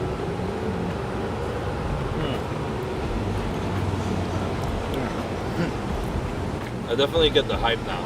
If someone were to ask me, I want a bagel, where should I go? I'm gonna feel bad because I won't send him in New York. Whoa! All right, dude. I don't know. That's as good as this bagel is. I don't know, man. Like, Of course, Ben's car. The first thing we see is a parking ticket. What a shock! When I went to high school, we would walk around here to go out for lunch. This is kind of surreal, actually. But I was pretty shy and reserved. I think if you told some people from high school that I do this for a living, they might be surprised. I made 650 videos on this channel in 6 years, and I finally am making one in my hometown. This is nuts. Here's the diner I went to in Moreland Sea. This one's known in Fairlawn. Diner capital of the USA, New Jersey. This is the most iconic spot in Fairlawn, right under the clock tower. It always gave me these Back to the Future vibes. CVS. This was a big deal in Fairlawn. It was 24 hours. And they used to call it Club C because in high school you would just go to the back and loiter because there was nothing else to do. A lot of fond memories there. This is where I grew up. This is where I think I moved here when I was like 4 or 5 from another house in Fairlawn. And you know, my parents moved away from here 9 years ago, so I never come back. To my old house right here on the left, right here. Used to play hockey outside right there. here, We had a basketball hoop. That dude has been there since I was a kid, hanging out outside. He's still out there. Good for him. Good for him. It's right here, Hot Bagels. oh, I like the sign already. This smells like my childhood. Everybody thinks the best bagels are from Manhattan. That's a complete lie. We've been in business since 1968. We bake them, we roll them, everything from scratch. These are the best. I dare you to come and try. From anywhere you are, anywhere in the world, these are the effing best. My grandma's recipe from Creed in Greece. I'm happy too. Are you really? I knew you looked handsome. You guys are old school, no frills, That's love it. No, nothing. No frou-frou, as my dad says. No syrup, no sweets. So you don't do eggs or anything, just cream cheese or? Bagels and cream cheese and butter. And I see all these new bagel stores. Yeah. The tie-dye bagel and these fancy Exactly. cream cheeses, and I'm thinking, what kind of product do you have? You have that much time to be making this kind of nonsense. Make a good product, stick with it, but you know, to each their own. I appreciate the classics. It's fluffy, they're light, they're crispy. Everywhere else you go, they're doughy, they're heavy. These are the pumpernickel I did earlier. These are some of these raisin. Like I said, I like them big and puffy. I'm so nostalgic when it comes to this business because of the life it's given us, that it was never once, and there's easier things I could be doing every day, but. Oh, look at that. Those are the big bagels I was talking about. Yes. Those are the big bagels I was talking about. You want them nice, and you want them because you need to get a real tight stretch on the dough. And then as they proof, it's not heavy, it fills with air. You see the steam coming out of them, but I let them sit for a few minutes. But you see how this outside's very crispy? But this is for the gentleman. This is for our special cameraman that hopefully is gonna make me look less sweaty and a little trimmer in the midsection. Gave us enough bagels to last at least, I don't know, a couple weeks. To feed a small army. I really wanted to try these plain with no cream cheese this time to alternate from the last spot. Should be pretty crisp, and the inside looks relatively airy. So like, you see some holes there, and that's big with the dough. I've always been telling people the last 10 years when I go to any bagel spot in the city, where are the bagels that are this size? This is what I grew up with. This is why I'm so snobby about bagels. It is this place right here that has created the bagel snob you see in front of you. You built this up a long time. I heard you talk about this for years. Now, your childhood bagel spot. Let's give it a shot. Let's do it.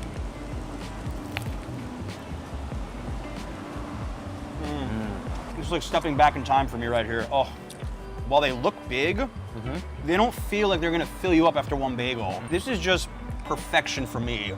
Crispiness on that bite, airy enough. Yep, even when you take that bite, you can see how airy the dough is inside. This is a great bagel. You ever had a bagel like this in New York City? Does this stand by itself? Yeah, it's different. Definitely these Fairlawn bagels are a different style in New York in a way. Like, they look similar, but there's subtle differences that I feel the crisp on the outside is a big part of it. Fellow New Yorkers, if you are in Fairlawn, I think you gotta give it a shot, see what you think. I have a convert here. This is what I was looking to do. Mission accomplished. I've converted him to the Fairlawn Bagel team. I can say that I've tried probably like 100 or more bagels in my life, and Hot Bagels in Fairlawn is the best bagel I've ever had in my life. Ben? See what you're loving about it. I'm gonna say this is probably the best bagel you can get if you're anywhere near the city. On planet Earth, on North America, in Montreal, in New York. Don't even go to Queens, Manhattan, or anywhere. You're just saying that to get him angry, I think. I'm not angry. I told you, I'm open-minded. These are great bagels. We're turning Fairlawn into a destination. Yeah, I think you gotta throw in bagel cities, New York, Montreal, Fairlawn.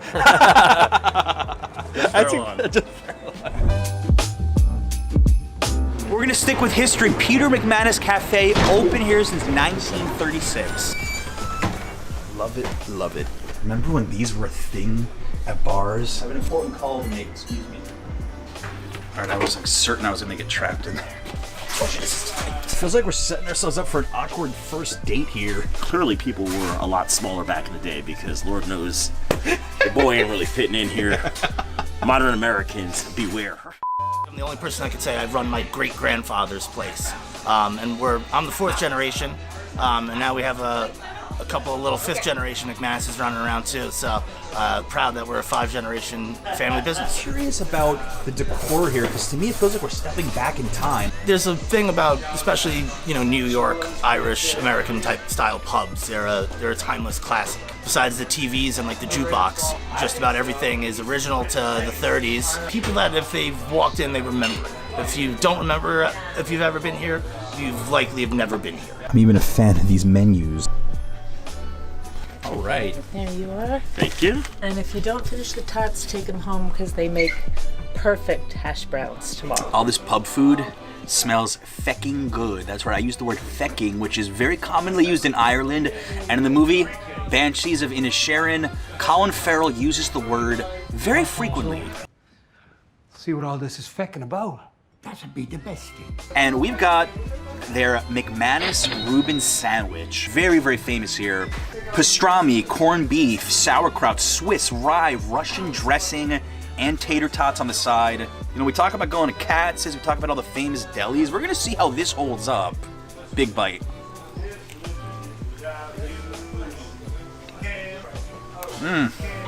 That's a lot of meat, wow. Gonna get the meat sweats after this one? I might get the meat sweats after this one. With the Russian dressing and the Swiss cheese, everything in that one bite, it's just comfort. This is like perfect bar food. At least we have a little bit of Irish flair involved here with the corned beef. Now, it's not corned beef and cabbage, but close enough. Pop's Burger is a beautiful blend of brisket, short rib, and chuck, cooked to perfection. Oh, that's good. The star of the show with this one is going to be that wonderful patty. It's seasoned to perfection. It's not overly done, so you still have the flavor of the beef shining, but with that wonderful combination of just different fatty cuts of beef. One thing people don't do enough of when they create burgers, they like to go super lean, which dries everything out. Fat equals flavor. So when you add all that in, you add those spices, you end up with a perfectly juicy burger that is a can't miss in Chelsea, New York. Today we're on a mission to taste test New York's highest rated food trucks. Are they as good as everyone says? Let's find out. Starting with Disso's Italian Sandwich Society, New York's only Italian deli on wheels. Best sandwich ever. Feels like I'm back in Italy. Totally recommend. Friendly people and great service with great food. What else to ask? So I'm reviewing Disso's only to take a moment to say it's the best Italian sandwich I have eaten, and I've eaten a ton in my life. The quality of meats, the mozzarella, the bread, nothing is more satisfying.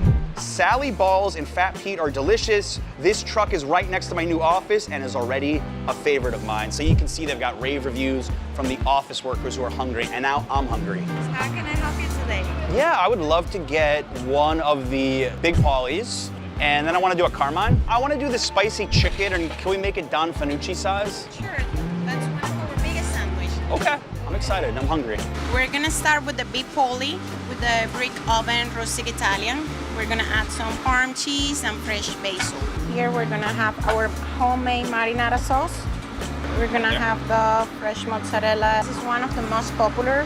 And this is not the biggest sandwich, this is the normal sandwich. Yeah, the normal one. Right now we got our biggest sandwich. This is called the Don Fanucci, and we're gonna do the chipotle aioli, the spicy honey, pickles, and arugula. We're gonna add some grilled onions, our spicy soppressata, and provolone cheese. And then boom. This is it. This is gonna be for the carmine. Here we're gonna have our homemade marinara sauce, broccoli rabe, fresh mozzarella. We're gonna add some mortadella and our breaded chicken. I think the Don Fanucci is at least 5 pounds, by the way. Oh my goodness. Gonna need a workout after I eat this, and to eat this is a workout. You have another sandwich here as a bonus, okay? Well, you threw another one in? Oh my God, thank you guys so much. All right, we're taking our seat on 6.5 Ave, New York's hidden street. I wanna start with the spicy chicken Don Fanucci because this thing's insane. They let me in on a secret, the Don Fanucci. Tell me in the comments if you know where that reference comes from. It's a secret menu item. They didn't have it listed. The owner told me about it. They said this is the largest Italian sandwich in New York. I don't know if it's the largest, but it's definitely the largest one you can get on a food truck. Oh my goodness, look at this. I think I would need a week to eat this thing. Starting off, we've got the grande ciabatta bread, chicken cutlet, hot soppressata, provolone cheese, grilled onions, arugula pickles, spicy honey, chipotle aioli spread. This thing has a little bit of everything. This is our first stop, so I'm not gonna pretend like I'm gonna finish all this, but this will go to good use. To my cameraman James and my wife Adriana and myself later. It'll be eaten eventually. More manageable when you split it into 4. If you just got this for lunch, I think you'd be okay. Look how stacked this is. Oh, this is calling to me. Let me take a big bite. The grande ciabatta. The flavor of that bread and the crunch. It leads you into all the other ingredients, and somehow this just works. Chicken cutlet, nice and tender, good flavor. Provolone cheese, never going wrong with that. Spicy soppressata, not that hot, little spicy, just the right balance of ingredients here. Nobody talked about the Don Fanucci in the ratings I saw, but they should. I think this would be good for a little office party. Ooh, look at this. Oh, wow, the big poly.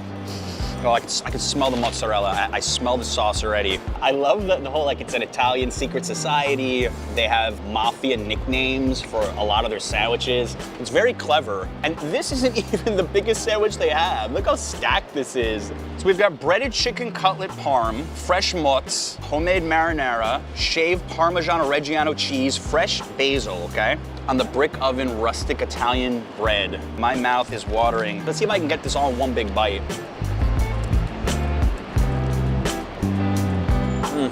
This is the most Italian-American sandwich you could possibly get. Chicken parm's layers of it, and the mozz on top and the marinara sauce. So many flavors going on. I love the bread too.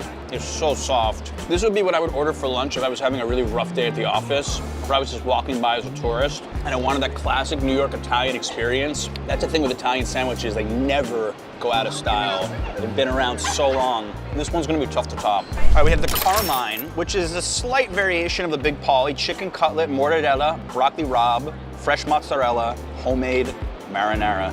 Let's see if the broccoli rabe makes a difference here. Oof, look at this. It's like Big Pauly's cousin, you know, a guy who knows a guy. That's a great thing about a spot like Diso's. You're not getting skimped on ingredients. This is the Italian deli experience, even as a food truck. So, all right, let's see if my mouth can fit over all this in one bite.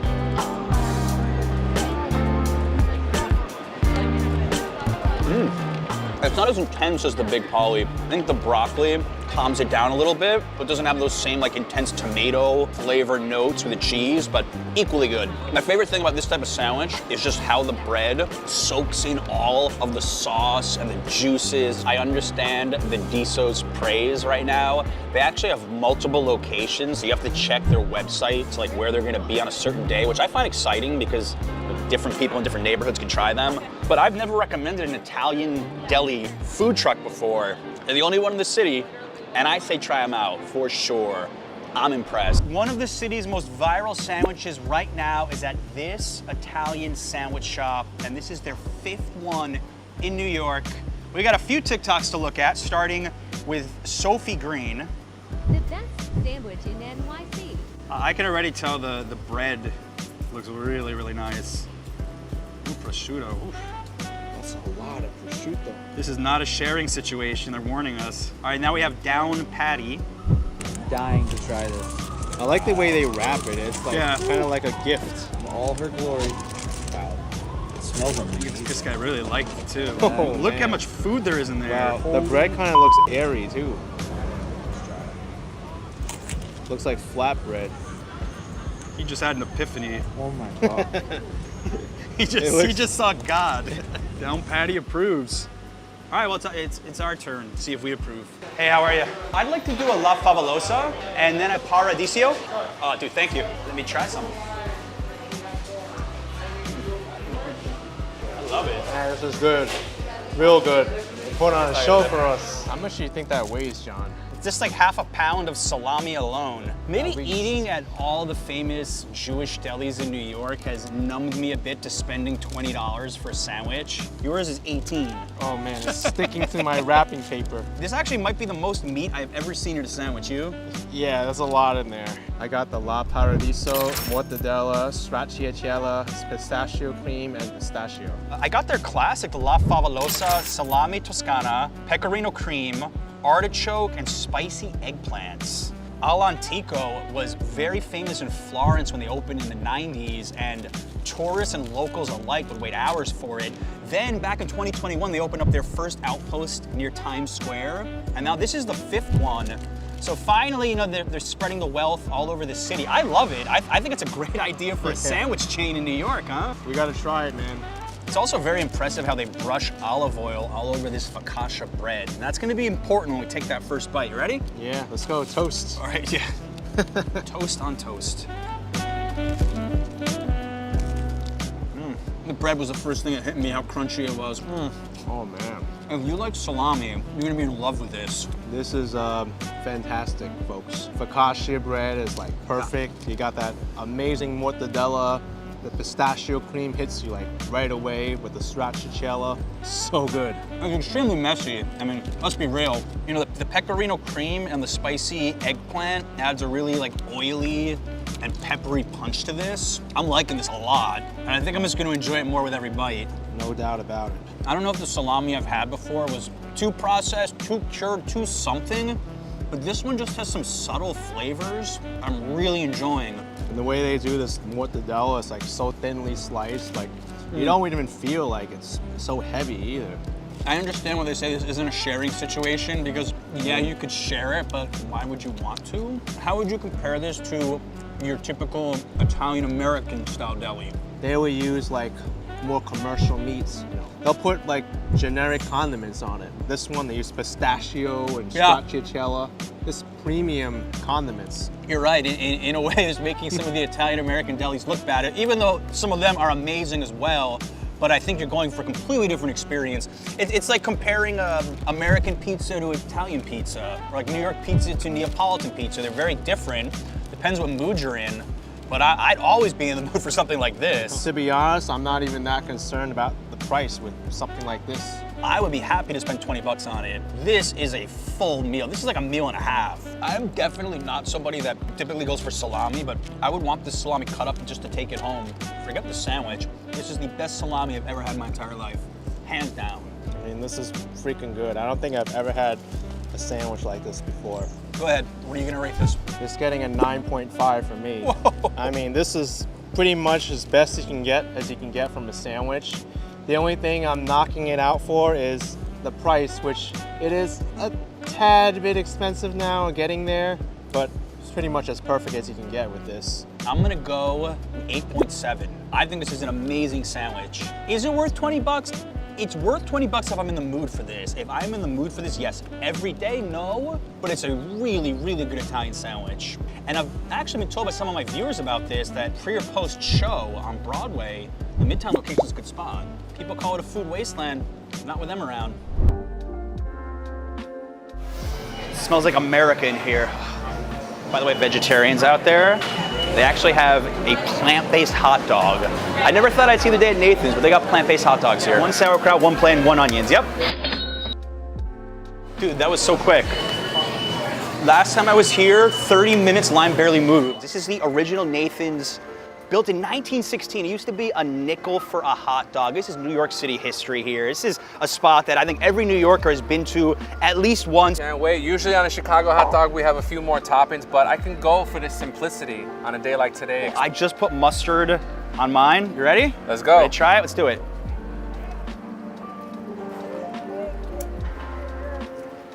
Tastes like summer in New York. They keep it simple. They haven't changed much. Got a really good snap to it. Yeah. I like toppings on my hot dog, so the Empire way is with sauerkraut and spicy deli mustard. Very good. I mean, you'd be doing yourself a disservice. You don't try this at least once in your life.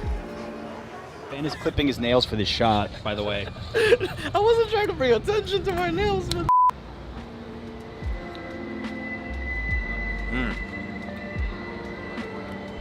Okay. Like, I'm sorry, Jerry Chestnut. Just, I don't know why you rush to like eat these things. You're supposed to savor it like that, you know? So much better when you savor it, not to just. You want to do it, Joey Chestnuts? I want to break him in half. Isn't that how he does it? Yeah, it's like. Tilt-a-whirl. Oh my God. Yeah, tilt-a-whirl. Wow. We used to have them at the church carnivals. If you just closed your eyes right now and listen to this music, you'll be 8 years old again and really excited.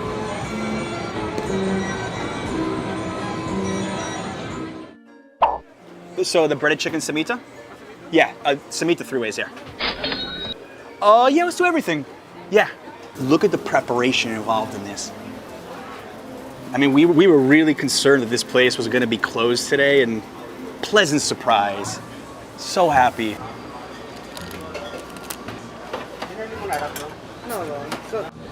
Wow. Holy cow. That is a huge sandwich. Holding this together is a miracle in and of itself. Breaded chicken, Oaxaca cheese, avocado. What else am I missing? Papalo, chipotle pepper, and mayonnaise. I can't believe we're eating this. You could literally divide this by 3, like easily, but for 2 people, this is an entire meal. $6 each. You ready? On 3. Let's dig in. 1, 2, 3.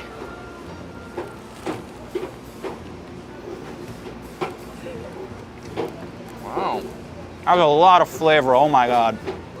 I didn't even get any chicken on that first bite. I just got a ton of Oaxaca cheese and some of the chipotle. That bite was actually an experience. Every ingredient in here is bold. The chipotle pepper, the avocado, the cheese, the papalo, it's like a stronger version of cilantro. There's nothing subtle about this sandwich. This has so much flavor. I just made a huge mess. It is delicious. That crispy chicken cutlet was hiding at the bottom. It just complements this perfectly, but you know, I'd be impressed if you could take 1 bite and get everything in. It's a complex sandwich. When most tourists think of chowing down in Brooklyn, they think pizza, they think Nathan's, but today we're gonna show you a food that only locals know about, the hot roast beef sandwich, and we're gonna be visiting 3 spots that have been in business for over 50 years. I hope you brought your appetites. We're about to eat. I'm born and raised in the city. You haven't experienced Brooklyn unless you've tried these roast beef sandwiches, these hot roast beef sandwiches. John's Deli, established in 1968. We're ordering the world famous Johnny roast beef. Some other sandwiches are named after Sopranos characters, Entourage characters, my type of place. Can we get a 9-inch hero of the Johnny roast beef with with the gravy on the side? Smells like Thanksgiving dinner back here. Oh, that's so good.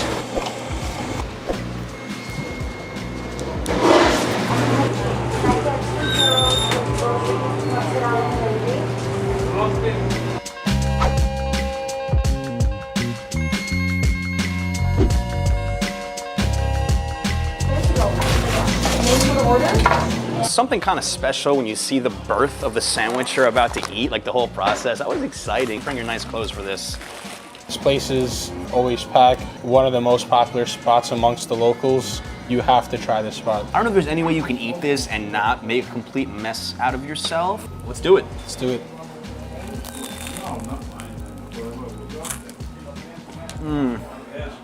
Everything is just the way it should be. What makes this sandwich so great is the gravy. Like, you can't go to any deli and get a sandwich with this kind of gravy.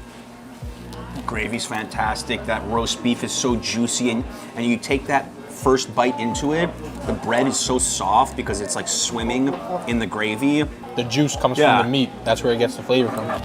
Just taking a bite out of Brooklyn every time we try this here. You talk to a lot of New Yorkers, and the famous sandwiches that come to mind, obviously pastrami, corned beef, chopped cheese, bacon, egg, and cheese. Bacon, egg, and cheese, but how come the roast beef sandwich isn't on that list? I honestly don't know the answer to that question. It always flies under the radar. I like stuff that flies under the radar. Imagine this place was in the East Village, how much more expensive it would be, how much crazier it would be. I mean, we're 1 mile from Coney Island. A lot of people would go to the beach and stop here on the way to pick up some sandwiches first. You think that's a good idea? I can tell you that there's no sandwich that comes anywhere close to this sandwich, close to the beach. Yeah, you have your Nathan's, you have some pizza shops, but definitely nothing like this. You could take the D train, hop off your 2 stops before Coney Island, grab some lunch, and continue on. That would be an amazing path. And if you walk a few blocks that way, the L&B is over there too, and the N train is there too, which is 1 stop away from Coney Island. L&B Spumoni Gardens, we covered it one time in my best Brooklyn pizza video. Good spot as well. There's a lot of like classics here in South Brooklyn that just do not get the attention that they deserve, I think. Spots like these are extra special because over my 25 years in Brooklyn, a lot of these, I guess, family spots have closed, and the ones that have survived are truly special.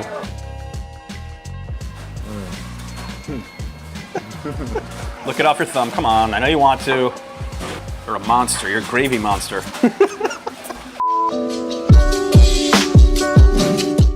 Rollin' Roaster opened 1970, and from the exterior, it doesn't look like anything has changed since then. Wow. It's like the Brady Bunch. If you come here on your birthday, you could spin the wheel and win as low as $5 up to $25. Too bad it's not my birthday. Can we pretend? I don't know. They check IDs. They're gonna check IDs? Yeah. 1 roast beef, well done. 2 roast beef and cheese, well done. This looks nice. This looks nice. All right, let's get one of these old school booths here. How do you feel when you come in here? What kind of memories does this bring back for you? This place is so nostalgic, so many memories.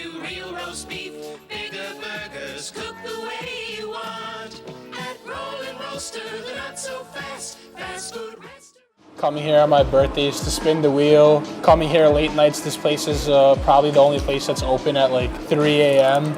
Seeing the shenanigans that happen here. If you were a cool high school kid where you wanted to hang out, probably the only place you were allowed to hang out at that time. This is like the Boardwalk Lemonade, like the super, super sweet, sugary version. I don't like comparing places, but this does remind me of the one I get from Nathan's. They have a saying here, you can put cheese on anything you please. And I decided to put some of the Cheese Whiz on it. I know you said it's not really your style. I mean, yeah, this is not the fresh mozzarella from John's Deli. This is the fast food version of it. I would say if you were drunk, this would be a pretty good choice to, I don't know, maybe try to prevent that hangover the next day.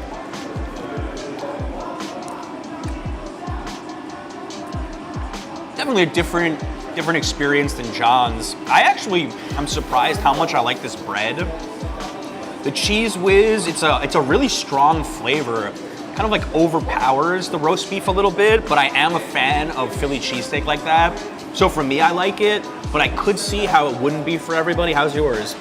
Mine's great. I was also about to comment on the bread. The bread is actually really good. It is a little different from the Hero bread, but it's still amazing. And yeah, without the cheese, you really do taste the beef. The gravy is amazing here too. I actually read that apparently there was an Arby's across the street from here at one point in time, and it closed down. No shock.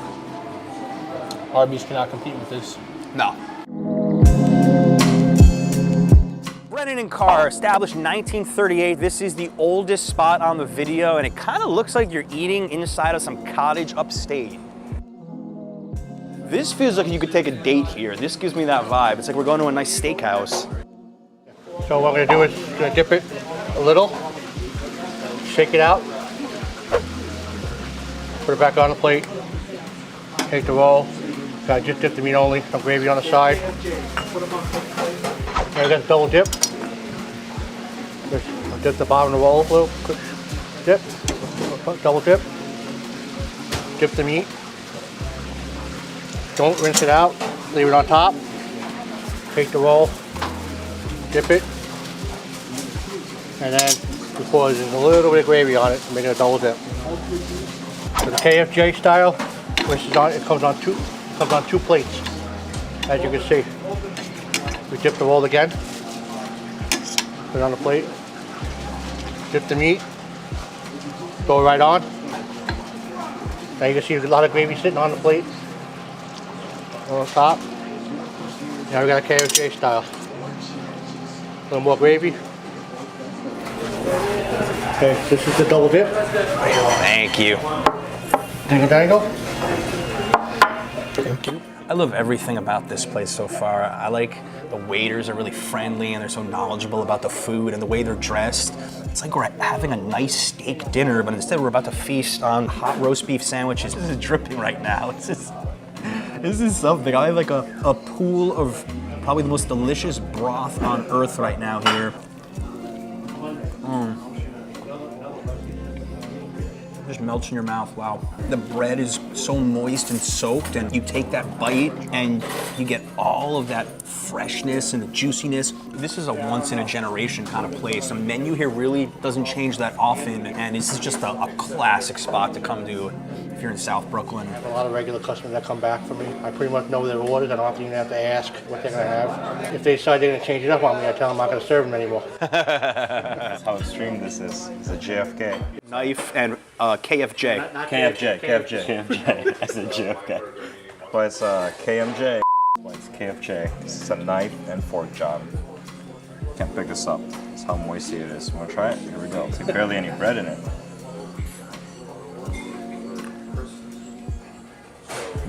You said that melt in your mouth? Like this literally melts in your mouth. It's soft, it's wet. What's not to love? I can't believe it took me 10 years living in New York City to finally try some of these hot roast beef sandwiches, but it was worth the wait. What's up, members of the barrio? It's John coming to you from Manhattan, and today we've got a special treat. I'm standing in front of Sarge's Deli, which won my Deli Challenge video from a few months back. Make sure to check that out. And today, we're gonna be sampling, or should I say, attempting to eat the biggest sandwich in New York City, the Monster. I don't know if we're gonna be able to do it. I brought two friends along. Wish us luck.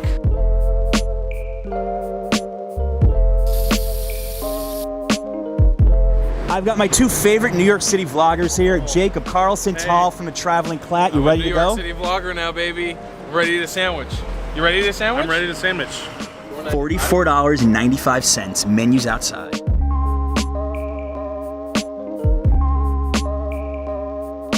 Sarge's Deli was started in 1964, which is, if we do the math, I think 55 years ago.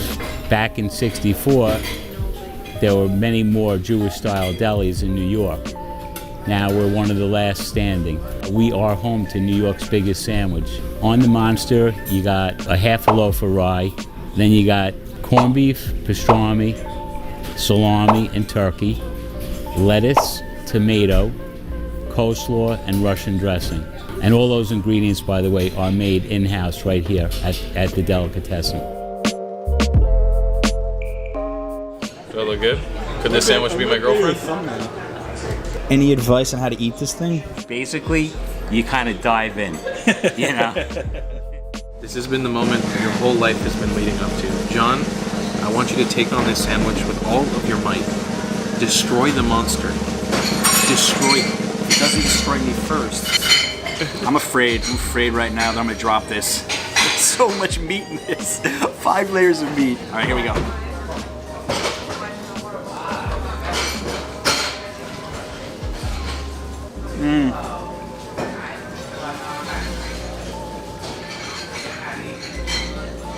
First impressions.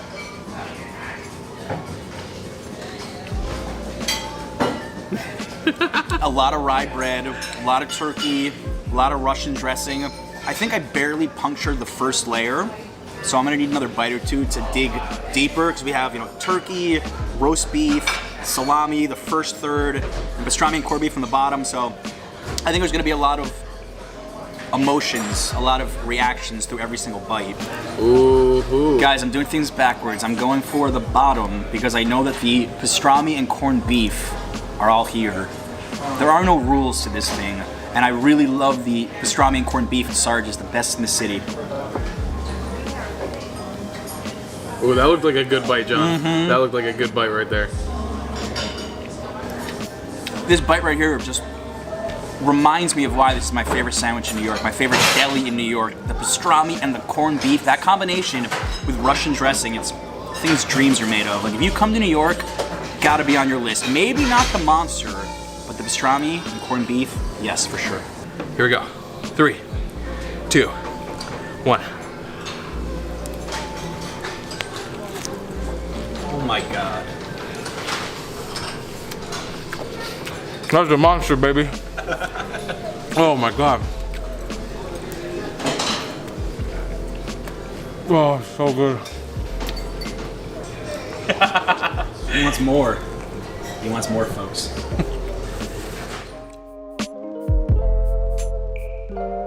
Guys, I want to add some of the best crinkle cut French fries you are going to find in New York City. They make them in-house. These aren't ordered, they're made downstairs in the basement. Using a machine that's over 100 years old. Using a machine that's over 100 years old, what he said, yes. Delicious. So, pair your monster with the fries if you dare. Guys, you can order this anywhere in the United States. Fun for the whole family, or fully assembled, ready to eat. So you just open up the box and you sit down, just like you were in the deli. This is just half of the monster. And maybe you're wondering to yourself, why attempt to eat this? What's the point? I mean, it's an experience you could have in New York. Take 3 or 4 friends, $45, about $11 a person. You could take a lot of cool pictures, try some of the best meat in the city. Why not attempt this? Just do it for fun, seriously. This was a great experience, highly recommended. Members of the barrio, that took a long time. I got a major food coma about to kick in, but that's all that's left. We each successfully ate 1/4, and that was 3 of us. So these guys are gonna take it home. Guys, final impressions. You alive? Tom? I died from the sandwich. It was really, really good. It tasted amazing, but it's massive. I don't think there's a way that you could finish a sandwich like that as one person. So I definitely see a group of people taking this challenge on as a really fun experience. I loved it. It was delicious. But going on what Tal said, whenever I see food that big, you have to think about the actual physical size of your stomach, and then that has to fit inside of there. Like 1/4 of a sandwich, I feel is like the size of my stomach, and I'm full. What's up, members of the barrio? It's John coming to you from the greatest city in the world, New York, and today we are going to be doing a comparison between 2 cities and one type of food that they each hold near and dear to their heart, the bagel. And we're gonna be comparing New York versus Montreal, and I'm gonna be trying each type of bagel in this video and letting you know my thoughts on which one I prefer. It's very subjective, but I think we're gonna have a lot of fun with this.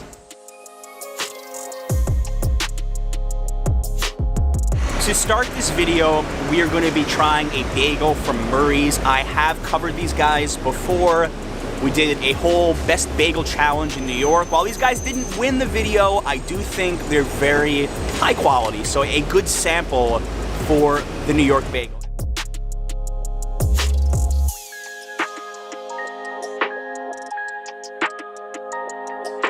All right, we've got the classic plain bagel with cream cheese. I am keeping this really simple. And the one big factor that Montreal and New York have in common when it comes to the bagel is the large amount of Jewish immigration at the turn of the century. And that's why those 2 cities are so well known for their bagels, but they are quite different. So here is my first bite of a New York bagel today. I've had so many in my life. I'm so used to these.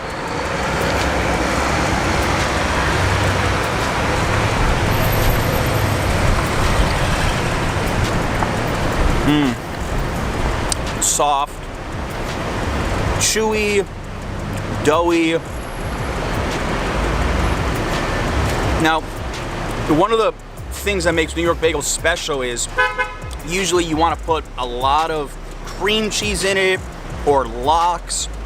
something to add a little bit of extra flavor, and that's where we're gonna show you some differences when it comes to the Montreal bagel. But this is just great. I think we actually got a pretty fresh one this time around. Last time I was at Murray's, I don't think it was as fresh. This is definitely the best bagel I've had so far ever from Murray's, but they went absolutely nuts with the cream cheese, which to me is perfectly fine. And one of the big characteristics of New York bagels is that they are pretty large. I mean, look at this thing as I get it really dirty. You know, one bagel with cream cheese, some coffee, you've got a pretty solid breakfast. Sometimes I like to throw egg in if I'm feeling like eating a little bit more, but I think Murray's is always a good option, especially when you're in the Greenwich Village area. I may personally like bagels on the square a little bit more, which is also closer to my apartment, but these are great bagels. Yeah, they go a little nuts with the cream cheese, but you really can't beat the soft texture, the doughiness of it. And yeah, I really do enjoy the bagels at Murray's, but like John, I am also very curious to try them in Montreal. My favorite bagel in New York City, you're gonna have to find out. As I mentioned before, check out my bagel challenge video. So we've done your typical analysis of a New York City bagel. Murray's fit just about every common characteristic, but now it's time to find out more about Montreal bagels. And instead of going to a place in New York to do it, we're going to Montreal.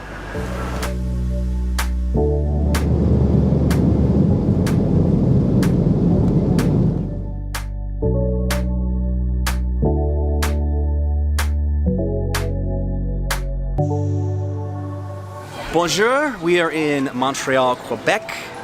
Did you guys really think that I would go to a New York City Montreal bagel place? No, we are in Montreal. I have come here just for this video. Well, sort of. So we're in front of Fairmount Bagels, which is one of the most famous bagel spots in the entire country.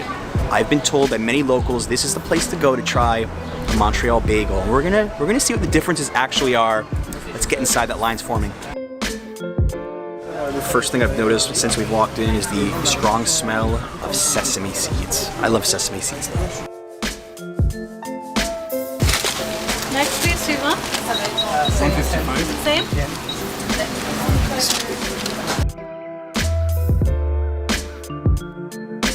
So this is the second time in my life I've had a bagel in Montreal. I honestly can't remember what the first time was like. So there are a lot of differences here compared to what I'm used to in New York. The biggest one to me that I just noticed right away is the hole in the middle. Look how big this is. This is just, it feels like something different, even though I know it is still a bagel and it still has the same Jewish roots in Poland. That's the first thing. The second is it seemed like the default choice at Fairmount was sesame seed, which I love. Sesame is one of my favorites. For other people, they did have different choices, but you saw sesame in just about every single bag, so you can tell this is the fan favorite. The other thing is, this is a lot smaller than your typical New York bagel, and in my hand, it's very light, very dense. They do boil this in water that has honey in it, so we're gonna see if I notice that sweetness on the first bite. Let's go. I put some cream cheese in. In Montreal, they don't apply cream cheese for you. You have to get a little tiny tub of it. You do it yourself outside. New York, they just go crazy with it. So very different, but still a bagel. Here we go. New York versus Montreal.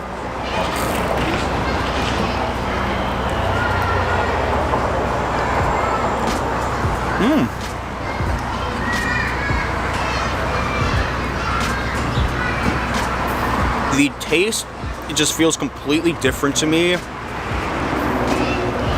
A little sweeter. I would say a little less doughy. It feels so strange to eat a bagel this dense. Like I'm expecting more of a bite. With cream cheese, I like it. I actually do appreciate the slightest little sweet flavor coming from this, but I am such a New York traditionalist when it comes to bagels. I'm still a fan of New York bagels. I would prefer a New York bagel over this. I think this is great. If you come to Montreal, come here. This is excellent, but it's just not what I'm used to. When you grow up with something and you try a different style of it, it's tough to adapt to it. I think we'll leave it at that. And now, I've got a few friends with me, 2 of them who live in New York, and we're gonna get their opinions about Montreal versus New York bagels. Yeah, so I just finished it. I couldn't wait while he was filming. He ate it. I'm gonna go New York bagel. I like this. It's like a good treat, but it kind of reminds me of like a pretzel. A little sweeter, denser pretzel. Give me a second to compose myself. I'm gonna give my thoughts. I think I'm gonna echo some of their sentiments and say that I do like the New York bagel better. It's good, but to me, it's a lot smaller. It tastes more like a snack, like something I would just nibble on between a meal, while a bagel to me is like a full-on breakfast.